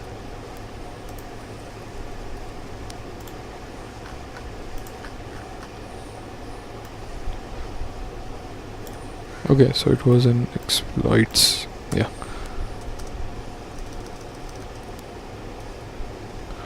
Exploit Windows SMB MS0. So yeah, we'll use this. So now as you can see, the prompt has changed to the exploit prompt, and we are in the module Windows SMB MS08067 net API vulnerability. So if we want to view the parameters of this exploit, show options, we can see these are the options that need to be set or can be altered. So our remote host is the IP address of the Windows machine that I would like to attack, on which port. SMB pipe browser, it's you can say a service for the SMB, which would be too much to explain right now because that's a in-depth topic. So for this topic, like for this specific option, we keep this set to browser only, and all of them, since they're required, we have to mark them up. Now if there is an exploit, so exploit would break in to the system because it has a vulnerability. Once we have broken into the system, we would want to execute certain commands or perform certain tasks that would then provide us the required information. Like if I would example like to open the calculator, open the MS Paint, or maybe would like to take remote access of the command line interface of that remote machine. So whatever task is required to be done, I would do that using the payload, which is again a set of codes or a script. So in the exploit, I would set a payload. The payload would be Windows Metasploit reverse TCP. So you can see the payload has been selected as this, the one that I typed in. Now again, if I do show options, this time I would see the options for the exploit, which is right here, and as well for the payload that has been selected. So show options. Made a mistake. Let me see.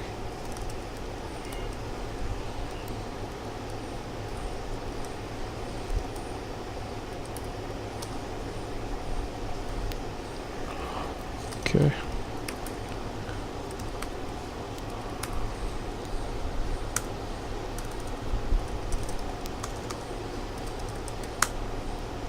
Right. Probably there was a spelling mistake or something.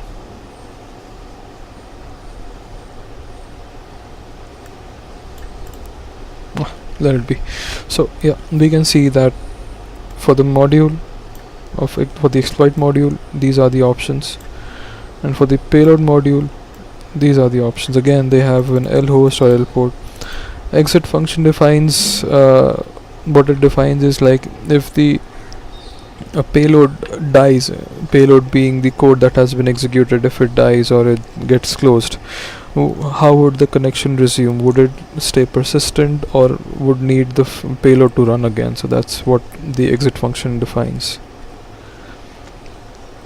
So that was using the set option. So we have seen that show options displays the options. We use set to set the payload. We can also even set the remote host and remote port, L host using set command. So if my Windows XP machine, so let's say we have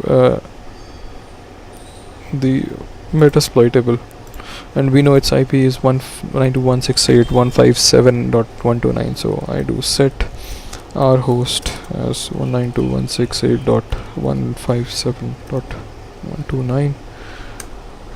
Our host has been set to the one that I mentioned. Our port already mentioned, I need not worry about that. L host is my machine. That is, so set L host is 192.168.157.30. So if I again hit show options, I would see the parameters have been updated. See, L host is supposed to be 130, but I said it wrong. It's 30, and the R host has been set to 129. I could just again change it. Show options. See, it has been updated. So that is how it works. And the last thing would be, since we have selected the exploit, selected the exploit, then once exploit is complete, what payload would be executed, that has been also selected, which is a reverse TCP, which I'll be explaining in a minute. Then we simply do an exploit or run. The moment I hit either of these commands, the exploit would begin and Metasploit would start the job basis the codes or the scripts that have been selected as per the exploit module and the payload module. So I'll just demonstrate what happens. It would do nothing because I am trying to exploit Linux machine with Windows payload, which doesn't make sense. So I'll just demonstrate what happens or set of things that happen. So I type exploit. So Metasploit would try to take the connection of the remote target on port 445. It would try to fingerprint or check what OS it is running, what version it is, and then it would execute the exploit. Since it failed because the target was not matching, I used Windows target I used a Linux target by instead selected a Windows exploit, so they don't make sense at all. So that's the reason it failed. So once it would exploit would complete, then exploit completed, then the payload would be executed and a session would be returned. So here a session is not returned because exploit did not complete. So again, TCP would the Metasploit would start a handler that listens to the incoming connection. So the incoming connection would be on my machine, that is .130 on port 4444, because that what has been defined by default in the payload option. And then it would try to communicate with the remote machine. It's trying to detect the target. It detects a target pretty good. 445 port is open, as we had seen in the Nmap report that we had generated. Then it would try to fingerprint. Since we had selected Windows exploit, the fingerprint would not work, as it would not be able to detect a Linux machine. No problem. Then it tries to exploit, but it failed. Exploit is the MS080678 API exploit. It failed because the target did not match, as it is for Windows. If it had been successful, it would say exploit successful. then the exploit stage is completed.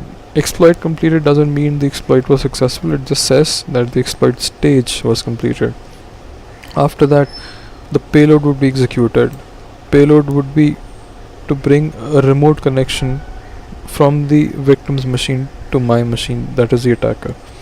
So here in this case we had selected the payload as reverse TCP. So what happens in reverse TCP is the remote machine or the victim's machine would itself connect to my machine. I would not be doing the task of trying to initiate a connection. Once the payload is executed on the remote machine, it will itself set up a connection with my machine. I just need to sit and listen on port 4444. So that is how an exploit would work with the payload. So that said, we have covered the basic commands. One or two may be remaining. Okay, run or exploit is the same thing back. So if suppose I am within an exploit, I would like to go back, I can just I can type the command back and I would go back to the main prompt. From here I can then move on and try to work on other exploits modules or auxiliary modules. Then background. So background, it's not possible to demonstrate right now because I do not have any session running. So what background command would do is, if I am running in the mid of an exploit, for example I am here, right, if I am here and I have successfully taken the remote access of the remote machine, right, and I am in its shell. So if I need to run it in background so that I could do some other Metasploit tasks on some other machines using the sessions that have been running, so I could just type background and the session would be running in the background. If I need to call that session back, I would type sessions -i to display sessions -i to display. This would display the session along with the session numbers. So if for example if we had 4 sessions running with number 0 1 2 3 4 and currently I want to jump to session number 4, so I would write sessions -i and number 4. That would take me to the session number 4. It says invalid session identifier because as of now no sessions are active. Now if I move to the session 4, I did my job and there is some more activity left to be done in this session 4, but that I want to do it later. I want to move to another machine. So simply, without killing the current session, I would just type background. It's unknown because I am not in a session right now. So once I'm in a session and I want to move out of the session and let it run in the background for a while, so I could move to another work task or session that I would like to activate, I just hit background. I would be taken to the main console prompt of MSF, not this one, that would be a different one which is called the Metasploit. This is the prompt that I would be returned to, and from here I could continue further exploiting or working on other sessions or other machines. So that's background. So yeah, we have covered the basic commands. Now we will move to using the Metasploit. We would be performing an exploit attack of the VSFTPD service version 2.3.4. We will see how we can find the information about that. Okay, so getting back to understanding how to exploit the FTP 2.3.4, the VSFTPD 2.3.4. So first let's bring up the report and just quickly have a look. So Firefox,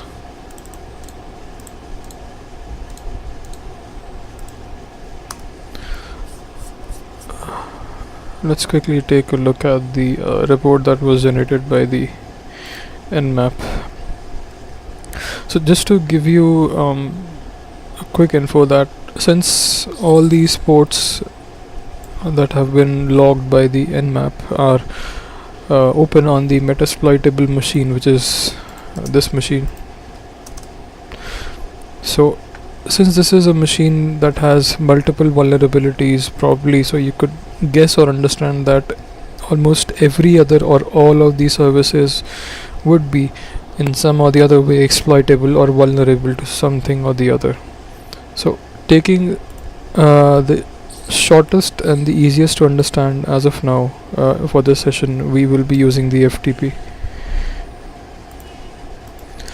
Okay, so to begin with, let's first simply do a Google search of vulnerabilities for VSFTPD, and maybe we could then give the version number to make it more precise. So let me switch to the base machine.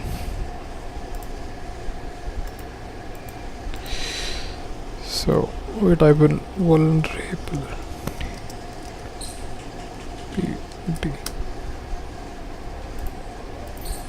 So just by doing a Google search, we can see the very first link. It says exploiting VSFTPD version 2.3.4 on Metasploitable 2. That's Metasploitable 2 is actually the machine that I am currently demonstrating all these attacks or describing things about. So I just did a search for vulnerabilities in VSFTPD, and straight away gave me the first link gave me the information of which version is vulnerable on VSFTPD.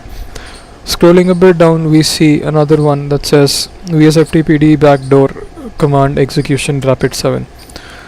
So Rapid 7, as I might have mentioned earlier, is the organization or the company that that owns or under whom Metasploit is. So they are the ones who add or update or make any changes to Metasploit. They are the ones who own Metasploit. So let's quickly go through the link here and see what information they have to give us. So this is their vulnerability and exploit database. So not just VSFTPD, but whatever vulnerability is documented or has a module for in Metasploitable. I'm sorry, in the MSF Metasploit. All those will be registered or documented on this website. So it says that this module exploits a malicious backdoor that was added to VSFTPD download archive. The backdoor was introduced into the VSFTPD 2.3.4 tar file between June 30th 2011 and July 1st 2011. So this has been discussed already, and they say this backdoor was removed on July 3rd. That's within like 2 days. So that was quite a fast action.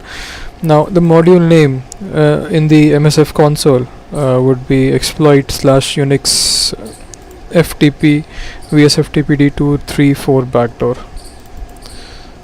So this is the one that we can use to exploit the VSFTPD. Who are the ones who wrote the exploit? That's the name. And references, like we had seen, the OSVDB in case of the net API, which was a vulnerability in the remote procedural call of Windows XP Service Pack 123 and Windows Server 2003. So even there we saw the OSVDB with a reference number. Similarly, we have the pastebin URL that has the code on it probably, and some block spot about it. Target is automatic. It selects a target automatically. Platform is Unix. Architecture is CMD. That's a command line probably. Reliability is given excellent. Development, we have the source code and we have the history about this attack or the vulnerability as well. And this shows how exactly we are supposed to exploit this vulnerability. This is like within the MSF console, it tells us that we need to first select or use the module which is VSFTPD 234 backdoor. Then show targets.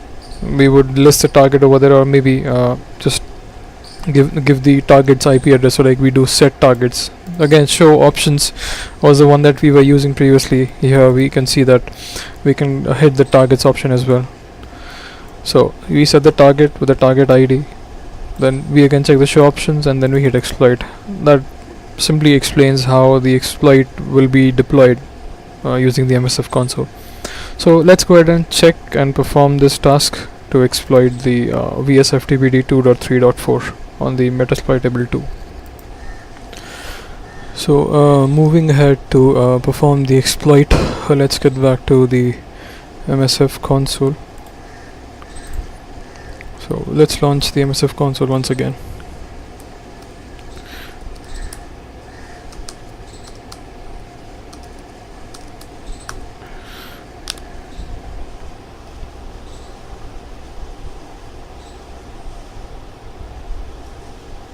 Once we are done by performing the exploit on the MSF console, we will go through the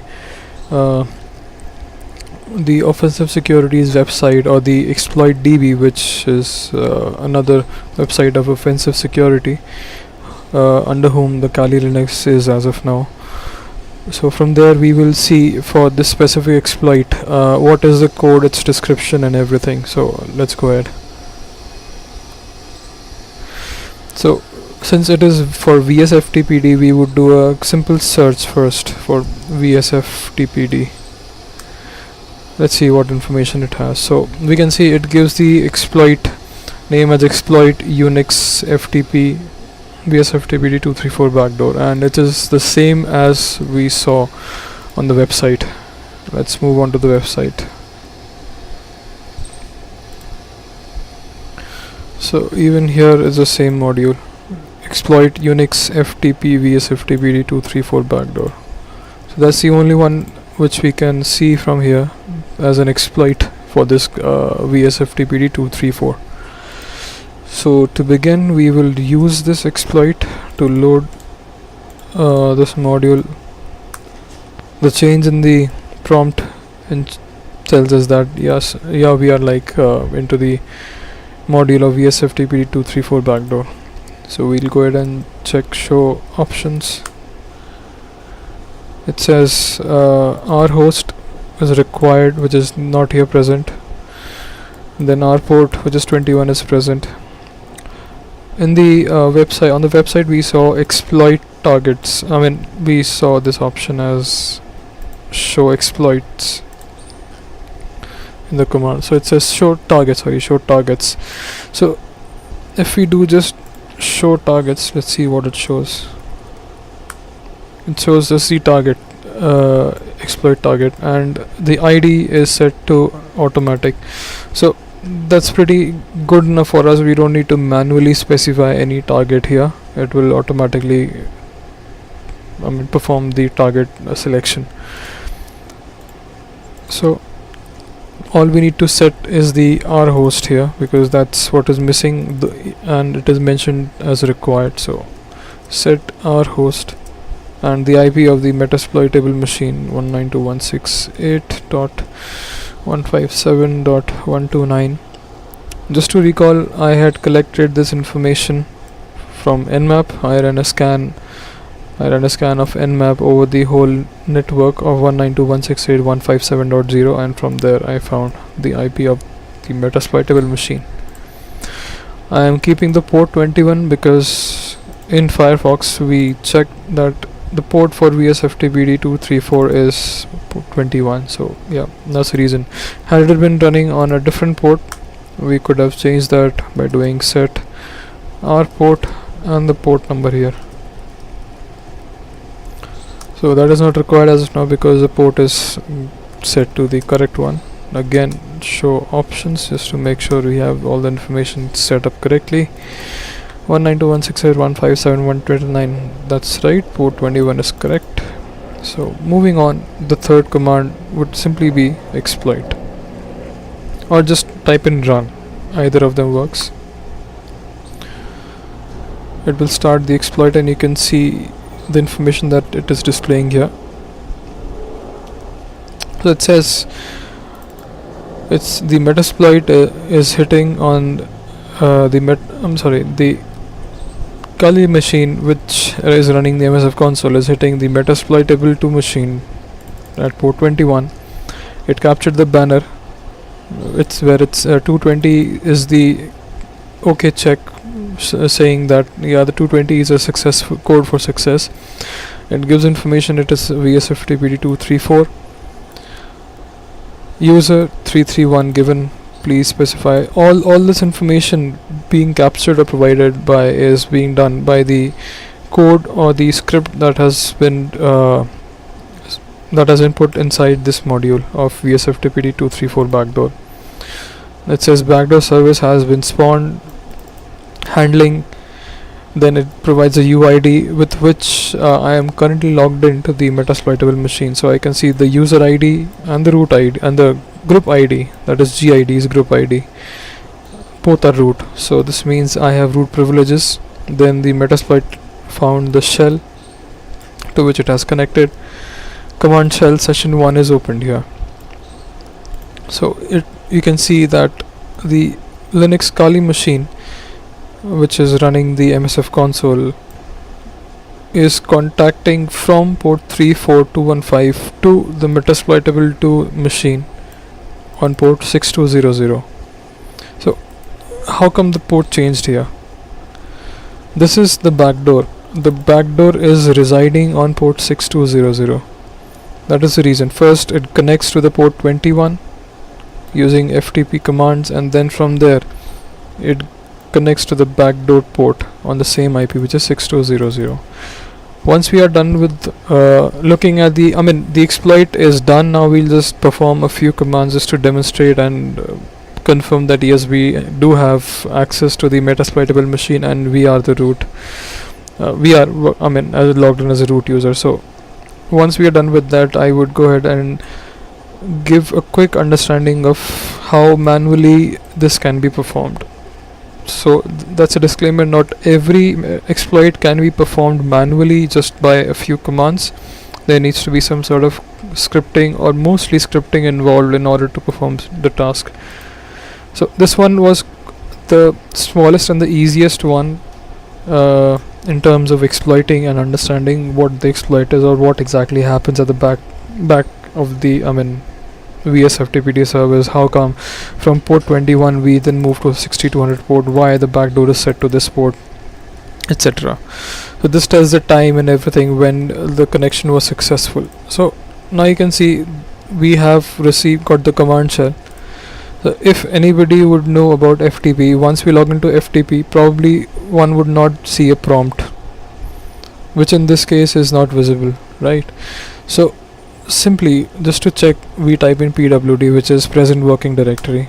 It says slash, which is the you can say the top directory of the whole file system structure in Linux. If I type in hostname, I should be able to get the hostname of the machine that I'm logged into.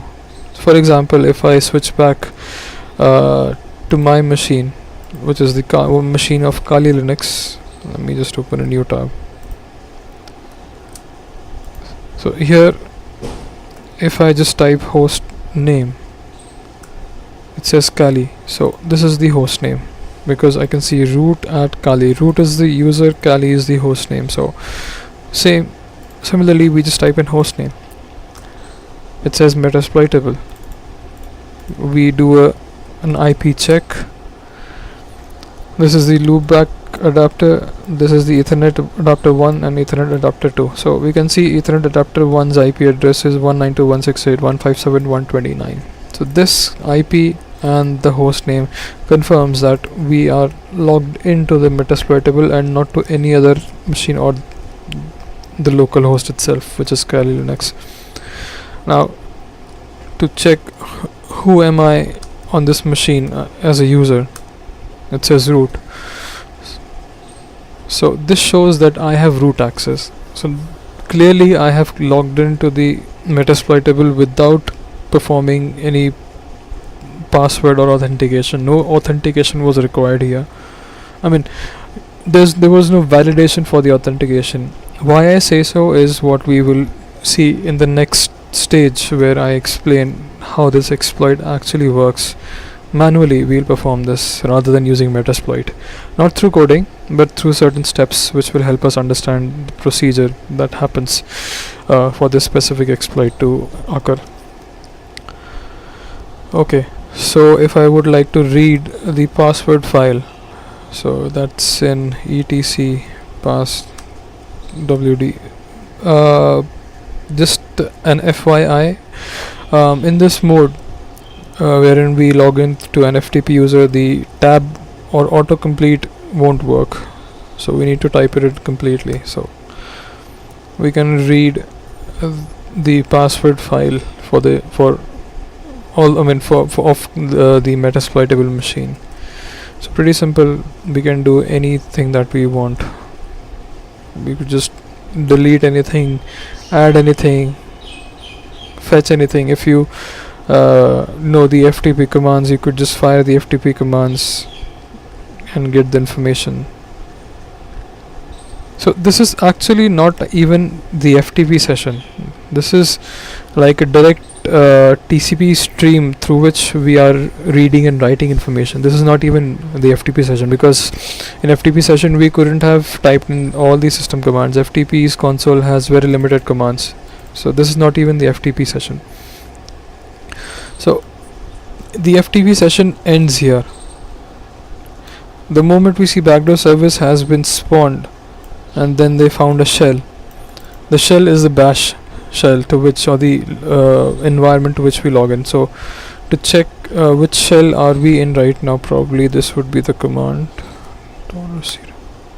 Okay, so it is the sh shell, or just sh. We could spawn probably the bash as well. Let me see.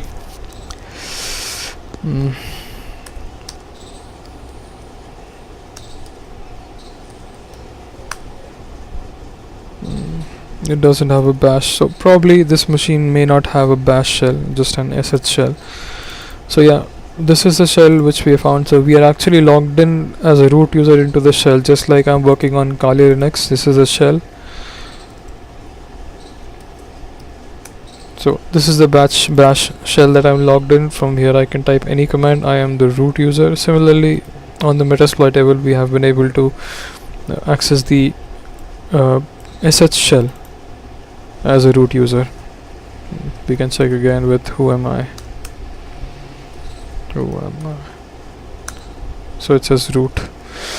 So this is how we use Metasploit in order to exploit specific vulnerability. There is like a plethora of things that can be done from Metasploit.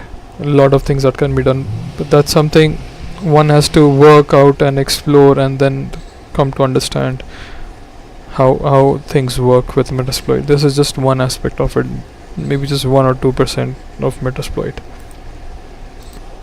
So now let's just exit out of this. The connection is closed. We're back to the payloads, the exploits prompt. Either we do back and then exit to exit out of this. So now we'll move on and check how the exploit works. We'll perform the exploit manually. So to give a brief, what what was done to introduce a backdoor is the one or the hacker or the person who introduced the backdoor into the VSFTPD 234 back in 2011. So what he did was, the moment anybody would initiate the FTP session, FTP would need a username with the prompt of user. Like username would be XYZ, for example. That's a username, right? And then ignore the error, I'm just giving a demonstration. And then for the password, one has to type pass and the password. So for example, if it's a password, so by default, how things should work is, if a user provides the username and password, that would get validated, and if authentication is successful, the person gets login access. However, in the case of this vulnerability, what the attacker had done, or the hacker had done, he had modified the code of VSFTPD, and in such a way that the moment we gave if a username, I mean it could be any random name or any random set of characters, numbers or anything. So even if I did any gibberish texts which make no sense and at the end I give this smiley, that would be accepted as a valid username. And then when I gave a password, the password could be anything again and enter. So what mattered here was this smiley. So the code was written in such a way that if a smiley is detected at the end of the username, no matter what the password is, the backdoor would be initiated. Now what was a backdoor in this case? So the backdoor was the port 6200. What used to happen is the moment the user would give a username as anything and then a smiley and hit enter and then provide any random password. So I had to just pause the session. So getting back to this again, so what used to happen is if the user would type in a username and then end it with a smiley and enter the password random characters, the FTP would log in successfully. However, the moment FTP would log in, it would initiate you can say a TCP read-write stream on port 6200. Now keeping this FTP session alive, if I connect to this port using telnet or maybe netcat, which is like a TCP read-write stream over the network, I would be simply able to get admin access or the root access like we saw in case of Metasploit. So let's just like demonstrate and see how this works. Okay, so let's set up two terminals.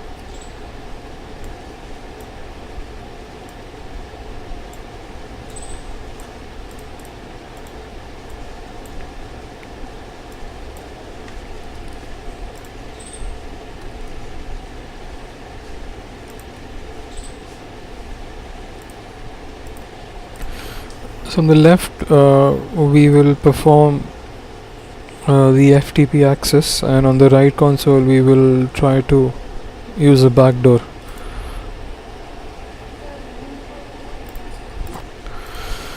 So we simply do FTP 192.168.157.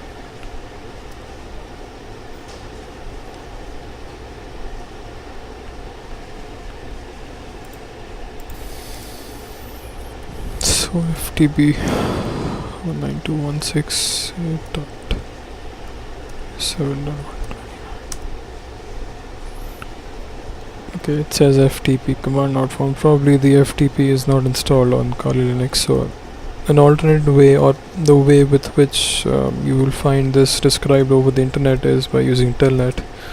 So we telnet to 192.168.157.129 over port 21. So telnet is that one tool with which we can check if any service if any service is running on the remote machine or not, because it would somehow try to help us log into that session. So if you want to check SSH if it is running or not, and you do not have any SSH application installed on your system, you have telnet, so you can just do a telnet and hit the default SSH port, and then if SSH is there on the remote machine, you would get a blank screen or maybe a banner saying open SSH with certain version. So in this case we are trying to telnet at over port 21 to the Metasploitable machine. So it says trying to connect, then connected to the IP, and this is the prompt where we type in the username. So the username could be just a smiley, or you could just write anything in front of it and then hit the smiley. It says 331, please specify the password. So PASS and then any random password. It's locked in because you can see there is no further prompt here. ls or pwd, it's not displaying anything because there are certain set of commands for FTP. So now that we have logged in to the VSFTP to the Metasploitable 2's machine, using VSFTPD, we can go ahead and simply do netcat 192.168.157.129 over the port 6200. So this is a sign of success. So that saying that netcat was successfully able to connect this IP over the port 6200. Going ahead, if we type in who am I, it says root. If I try to read the password file, I can read it. If I want to navigate to the root directory, I can do. I want to check the IP address. This is the IP address of the Metasploitable machine. I would like to check the host name. It says Metasploitable. So now this shows that the moment the FTP VSFTPD server or service was called and logged in with a smiley at the end, or maybe just with a smiley if you try, and any random password was given, the moment this session is established, what happens is the moment this session is established, the VSFTPD code has probably should have some sort of fork in the code which would then initiate a listening session over the 6200 port of Metasploit. So using netcat, which is right here, if we using netcat, the short form is NC, or the command for netcat is NC. So using netcat, if we connect to this IP address over the port 6200, we will be directly given the root access. So this is the backdoor. The backdoor here in this case was the moment anybody would log in with a smiley and a random password, the backdoor, which is the activation of the TCP read-write stream over port 6200, would get activated, which then from any remote machine could be accessed using the netcat over 6200. So that's a backdoor. So this is how the backdoor was designed and implemented into the master repository for the VSFTPD, and through Metasploit we exploited, and here we saw a manual exploitation. So going ahead, if I just close this session, so to end the TCP session, it would be control and the bracket, the right braces or the right bracket, that would kill the session, and I hit exit or quit. The moment the connection is closed, this option would no longer be active. So if I just do a control C from here and try to netcat to this port again, it would say connection refused, because the connection has not been established, or it's refusing the connection. However, like if I initiate this session once again of telnet with user as just a smiley, password as anything, the session is activated. It says incorrect login. Okay, let's try again. Maybe something random and a smiley. Password would be anything. Okay, so we confirm from here that there has to be certain number of characters or anything before we place a smiley, so the smiley should be at the end. So now if we try again on netcat, we have access to the shell of the Metasploitable machine. So echo $0 would give the shell that we are currently logged in. The moment I log out from here and try to connect to the 6200 port again, I will no longer be able to. So that's how the backdoor is, and that's how we access a backdoor for the VSFTPD 234. Now going ahead, the thing that I was talking about, exploit DB. So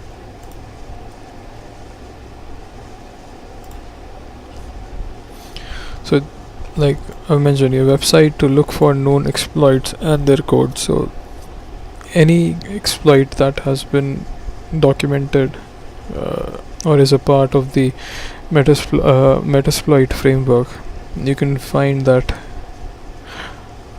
code of that exploit on this URL, which is exploit.db. There are numerous exploits available here, shell codes and a lot of stuffs. So let's quickly visit this website and just see how we can do a search for the VSFTPD. So it's exploit-db.com. This is the website. Let me zoom in a bit. Okay. So we can see here that it has a variety of exploits: remote exploitation, web application exploit, local and privileged exploitation exploits, escalation exploits, denial of service and proof of concept exploits, shellcode archives, archive security papers. So yeah, papers are also published here. So there's a search button at the top right here. I hit search, and if I need to type in VSFTPD 2.3.4, it's here because I've already searched for it earlier. I validate the captcha and do a search. It will list here that it has found one vulnerability documented in the exploit database, which was done on 2011. Platform is Unix. Author Metasploit. So the team or the people from Metasploit who are a part of Metasploit, as shown earlier, are the ones who have written this code. So click on this link and it will give you the details of this exploit. You can even download or view the raw format, like just the text of it. And this is the complete code. This is the complete code of the module of VSFTPD that we were running in order to exploit.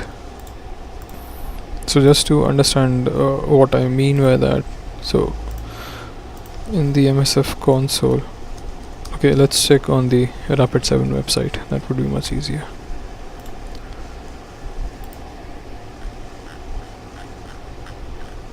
So this module, VSFTP234 backdoor, whatever the code was executed, or the script or the commands or the program that was executed to get the backdoor access, which is inside this, is exactly what we see here.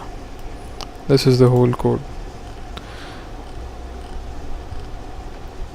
So it gives related exploits as well for VSFTP 2.0.5, denial of service attack, remote denial service attack, memory corruption. So there are so many options available here, so many exploits available that one could search and understand, modify them as per the requirement, and then exploit the applications of the services.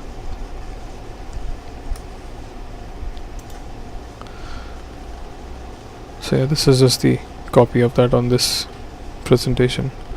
We have already been through Rapid7 and I have checked the modules here.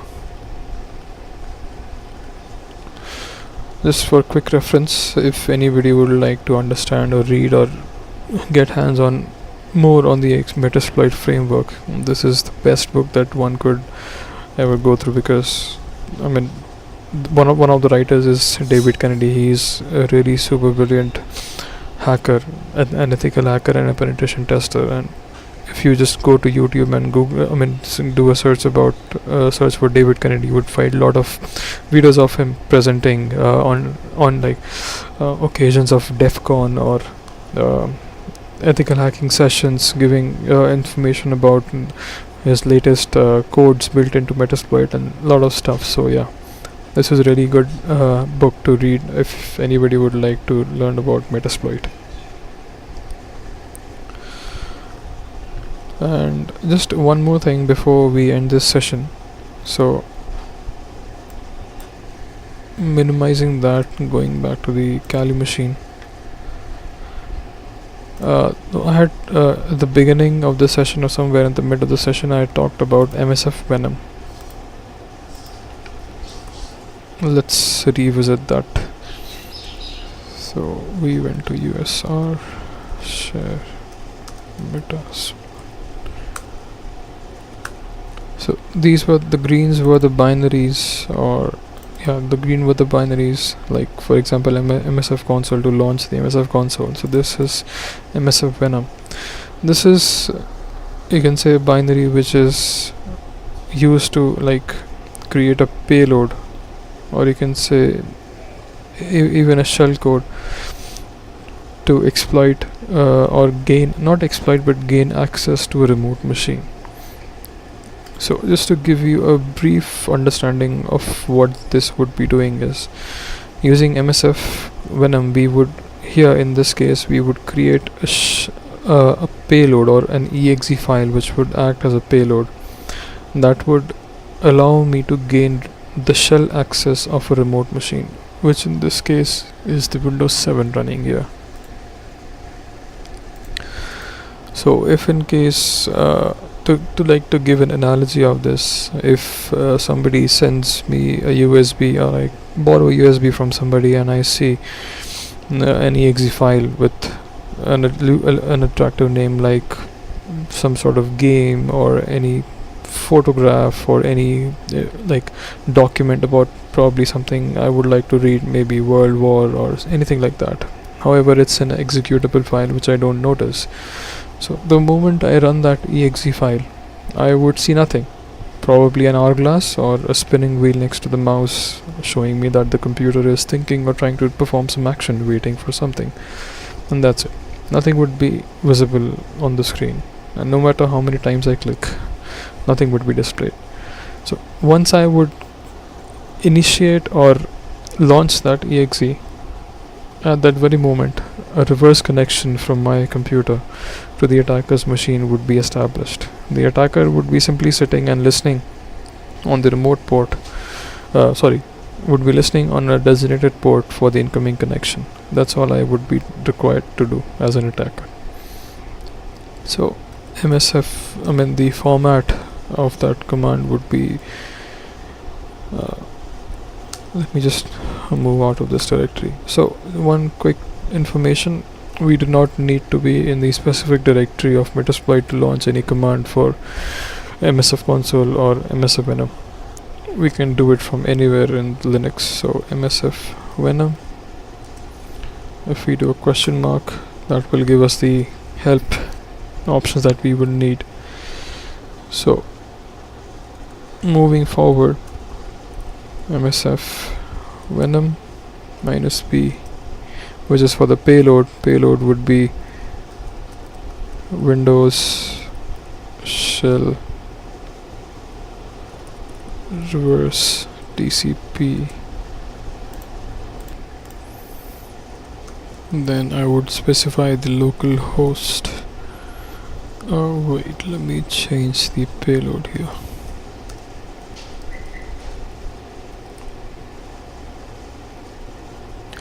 So since I am I want the victim to launch the file that I would create using MSFvenom, I would want him to connect to my machine. So that's the reason I will be putting here, I will place here the localhost IP as my machine's IP, because I want him to connect back to my machine. That would be 192.168.157.130. Local port, I could give 4466 or anything that is above the well-known port switches from 1 to 1024. So I select 4466. Then the format of the file would be exe, and I would write all this into, you can say, shell.exe file, and hit enter. Let's wait for the exe file to be created. So it says no platform selected, choosing MSF module platform Windows from the payload, because I have mentioned the payload to be of Windows, so we need not specify the platform. No arc means architecture selected, therefore by default it takes x86 from the payload. Okay, no encoders or bad character specified outputting raw payload. So encoders, if we wanted, we could have used the encoder Shikata Ganai that we had seen in the presentation on the very second page. So the encoder is right here. So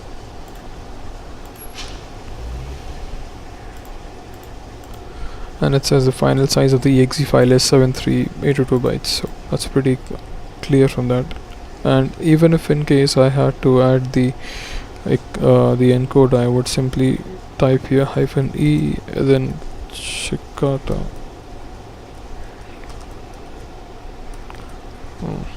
Let me see. Yep, that's how I would do Shikata. There's a spelling mistake here.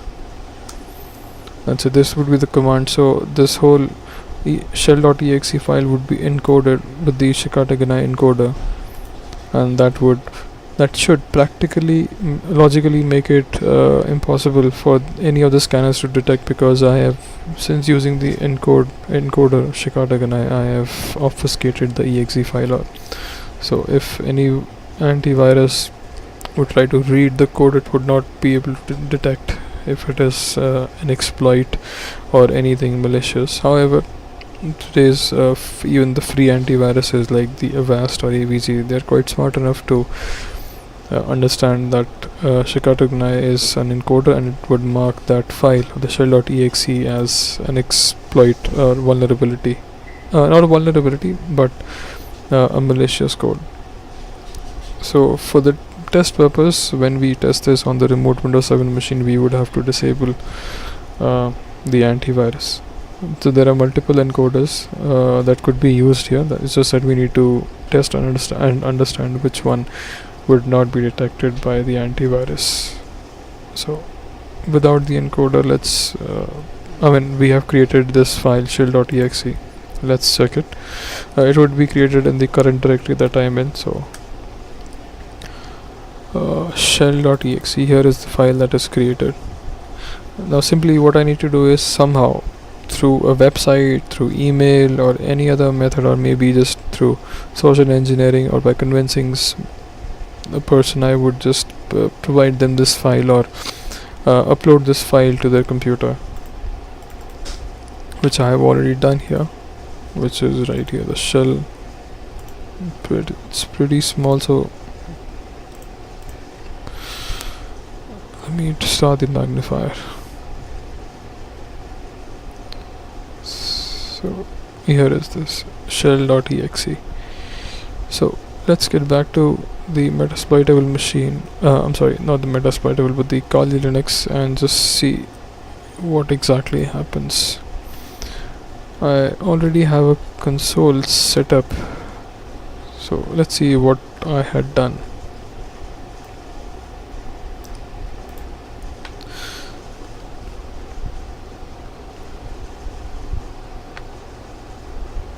Okay, so the question should arise here is why for the payload I use the Windows Metasploit reverse TCP.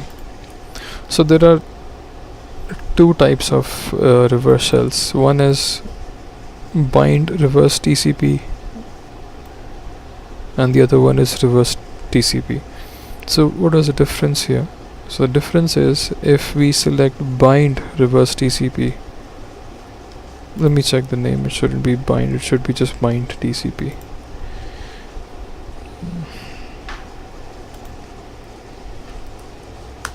Let me go ahead and confirm that.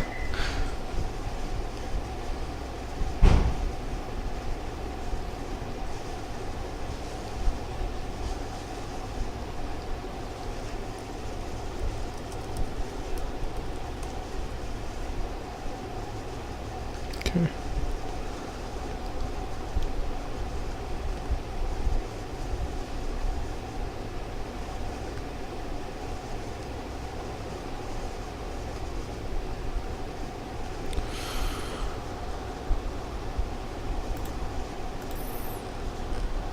Yeah, okay, so there are two types of options with which we could connect to the remote host. One is bind TCP and the other is reverse TCP. So what is the difference between the bind TCP and reverse TCP? So what happens is if we select a payload, which here, let me just bring that command back. So here in the payload, if I had done bind TCP, let me just remove the encoder option. So in that case, the L host would be, it would be the R host or the remote host. That would be one of the Metasploitable 2 machine 192.168.157.129, and the remote port would be something I would set up, maybe 4477 or anything.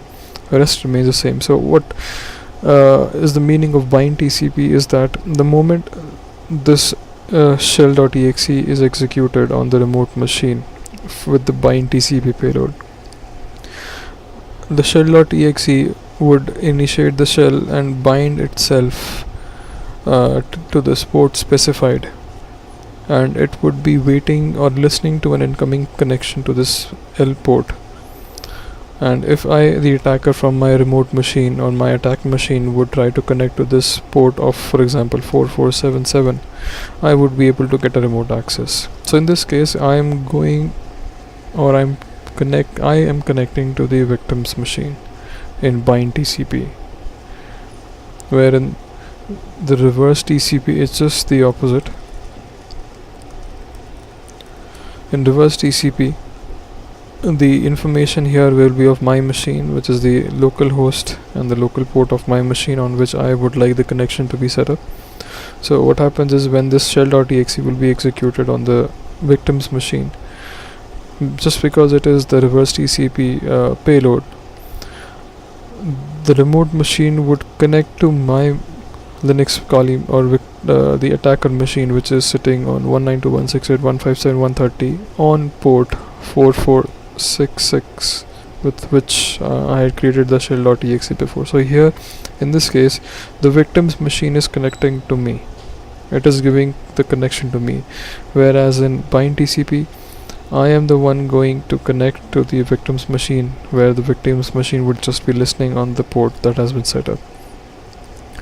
So moving on to the MSF console, and to just demonstrate what had been done. So I had created that shell exe, which I showed is right here. This is the shell.exe file. So I just simply copied this file to the Windows machine, which is right here, and had executed it. So before that, I would have to set up a listening option on my Kali Linux. So that is done by MSF console. So to perform that, first I log into MSF console, and then I use the exploit of multi-handler. So what multi-handler does is, it would simply enable the listening option on the Kali Linux on a specific port and the specific IP address, which would obviously be of my machine. So here, once I use the exploit, I will have to deploy or select a payload as well. So the payload has to be exactly the same which was used in the MSFvenom. So the MSFvenom payload, let's revisit that. So if you see, the MSFvenom payload was Windows Metasploit reverse TCP, and the payload that has been selected for the multi-handler is again Windows Metasploit reverse TCP. So this has to be same for both. In MSFvenom and in the multi-handler, the payload has to be same for the connection to be established successfully. So what we did, logged into MSF console, selected the exploit multi-handler, set the payload of Windows Metasploit reverse TCP, which is the same that has been used for the MSFvenom to create the shell.exe. We did show options. The show options would display the options for the exploit module handler. Nothing is required here, so not a problem. For the payload selected Windows Metasploit reverse TCP, all we need is a local host to be mentioned here. The local port has been set to 4444, which is by default for this reverse TCP payload. We can change it to anything else that we require as per our requirement. Going ahead, we have to set the local host, because since we're using the reverse TCP, which will initiate a connection from the victim's machine to my machine, all I need to do is just sit and listen on the specified port, which is 4444. So here you can see I set the local host of my Kali machine's IP address and I changed the local port to 4455. I hit show options again. Module option for the multi-handler, nothing to be displayed or done here. For the payload, we see under Windows Metasploit reverse TCP, the local host IP and the port has been set. Moving forward, all I did was hit the exploit. Let's perform the exploit part again and see what happens. So I'll just quit out of the Metasploit shell here. So back at the multi-handler, show options, I can see my IP address and the port has been mentioned. All I need to do is hit exploit. So it says started reverse TCP handler on 192.168.157.130.4455, which means Kali Linux is listening, or the Metasploit, the Metasploit framework is listening on this IP address, which is my machine's IP address, and on port 4455 for incoming connection. Now if I go to the Windows 7 and run this shell.exe, you will see this circling thing shows up like the computer is trying to do something, and that's it, nothing happens. Doesn't matter how many times you open this, it will do the same thing. So the moment I clicked open on this, I had initiated a connection, a reverse connection from this machine, which is the victim's machine, to the attacker machine, which is Kali Linux. So moving back, we see that it was the Metasploit framework was listening on port 4455 of this machine. It set up the stages to 138.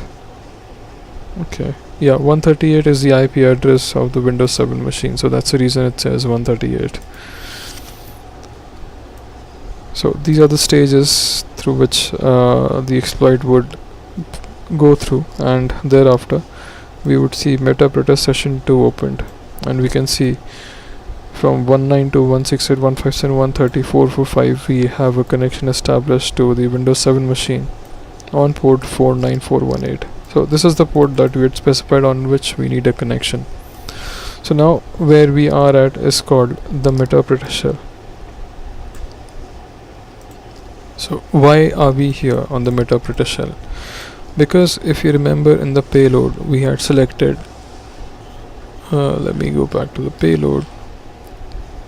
Okay, here's the payload. So for MSFvenom and the multi-handler, we have to select the same payload, and since the payload was of the Metasploit, so here we are calling a shell with the reverse TCP. So since it's a Metasploit, so we have a custom shell for Metasploit, which is denoted by this. Had it been a simple word shell, so Windows/shell/reverse TCP, here we would get the command prompt of Windows rather than the Metasploit. So that's the reason here we have Metasploit directly. Now in this shell we could perform all sort of admin tasks and malicious tasks or activities that one could think of. So hit the question mark, and what all can be done from this terminal or the shell is displayed here. So there are all these are the commands. So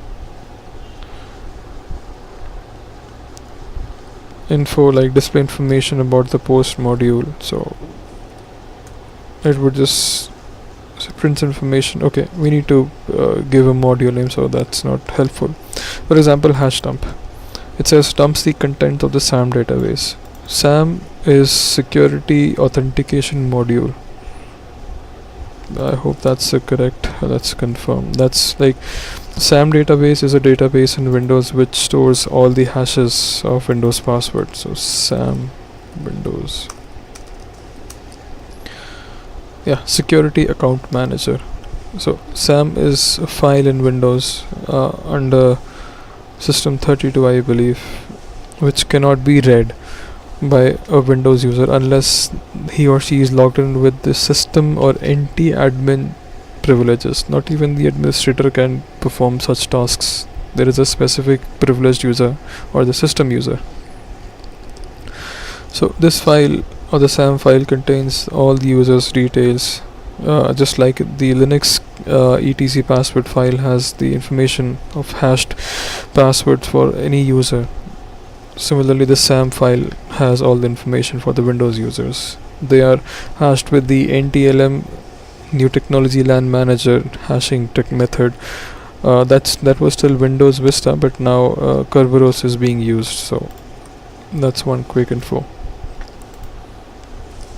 So if I just type hash dump, I should be able to capture the hash of all the users that have set up their passwords. However, that will not be possible because I would need escalated privileges to perform this hash dump. So just to demonstrate, let me show you. It says privileged password get SAM hashes, operation failed, the parameters incorrect. So I would need to escalate the privileges. So for that there is this command get system. It says attempt to elevate the privileges of that local system.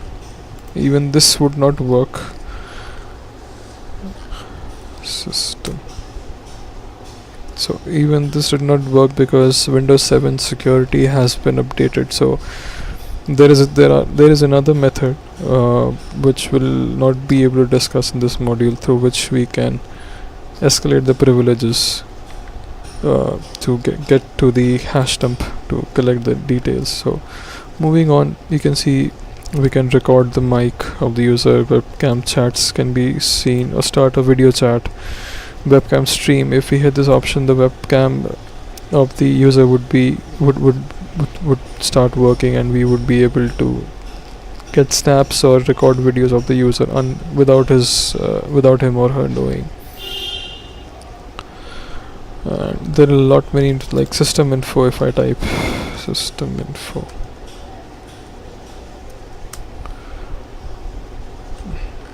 incorrect command, sysinfo. Okay, sysinfo. It would tell me that Windows 7 is computer, that's the name of the computer, OS Windows 7 architecture x64, logged on users number 2, Metasploit running on this is the x86 Windows Metasploit. And one more example, you could reboot the machine, you could list the processes, you could kill a process, you could get the current user's UID or the user ID, you could spawn a shell. So if I do shell, I would get the command prompt. So you see I got the command prompt. This is the Windows command prompt, dir. These are all the files on the Windows system. This is directly the cmd.exe that I've logged into. Exit, and I'm back to Metasploit. Just one more command to be demonstrated here.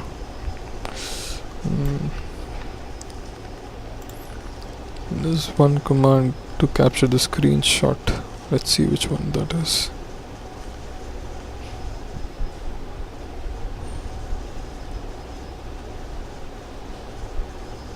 Screenshot. Okay, so for example, I am on this, I am the victim machine user, and I'm listening to something. Okay, we'll have to set that up, so let's quit that. For example,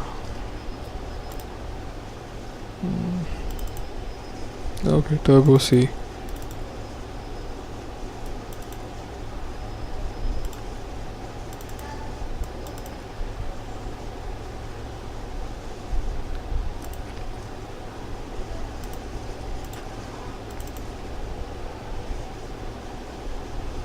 Nothing to read here. Okay, let's try and open this with Notepad. It's a header file from C++. So that's just an example. If I'm writing something, if I'm viewing something, or I'm viewing my banking details, or doing anything on my computer, whatever I'm doing, if the attacker just hits screenshot, he will be able to take a screenshot of the current session that I'm working on right now. So we can see the screenshot is saved to the root with the random name.jpg. Let's do a couple of more. So if I go to start my computer and I'm viewing certain files that I have, and the attacker would again hit the screenshot,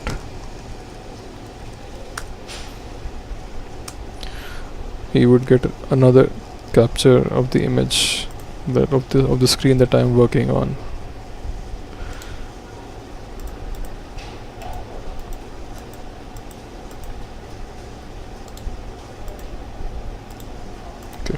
So it's again saved with the random name.jpg under root. So let's just quickly go to the root and check what all has been captured.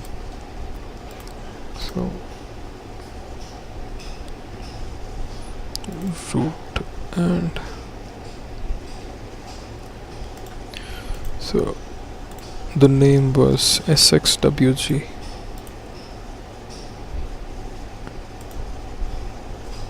Right here, sxwg.jpg. So if we open, we can see that we have a screenshot of the remote machine, whatever the person was trying to do. Then next is this one. We can see that the user, that is me on the Windows 7 machine, was trying to look at certain files on my computer. So that is just the surface of what one could do if he or she gains access to a remote machine with Metasploit and performs so many tasks.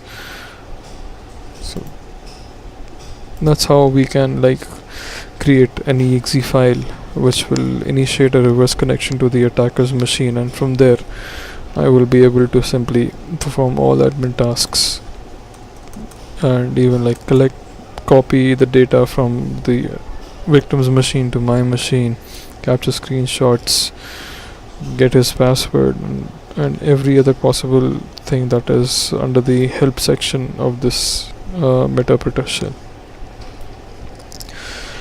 So with that, we end the session of understanding Metasploit framework, how it works, what options does it have, what all things can be done, and yeah, that's about it. So if possible, just try and go through this book. I highly recommend for people who would or are interested to get into understanding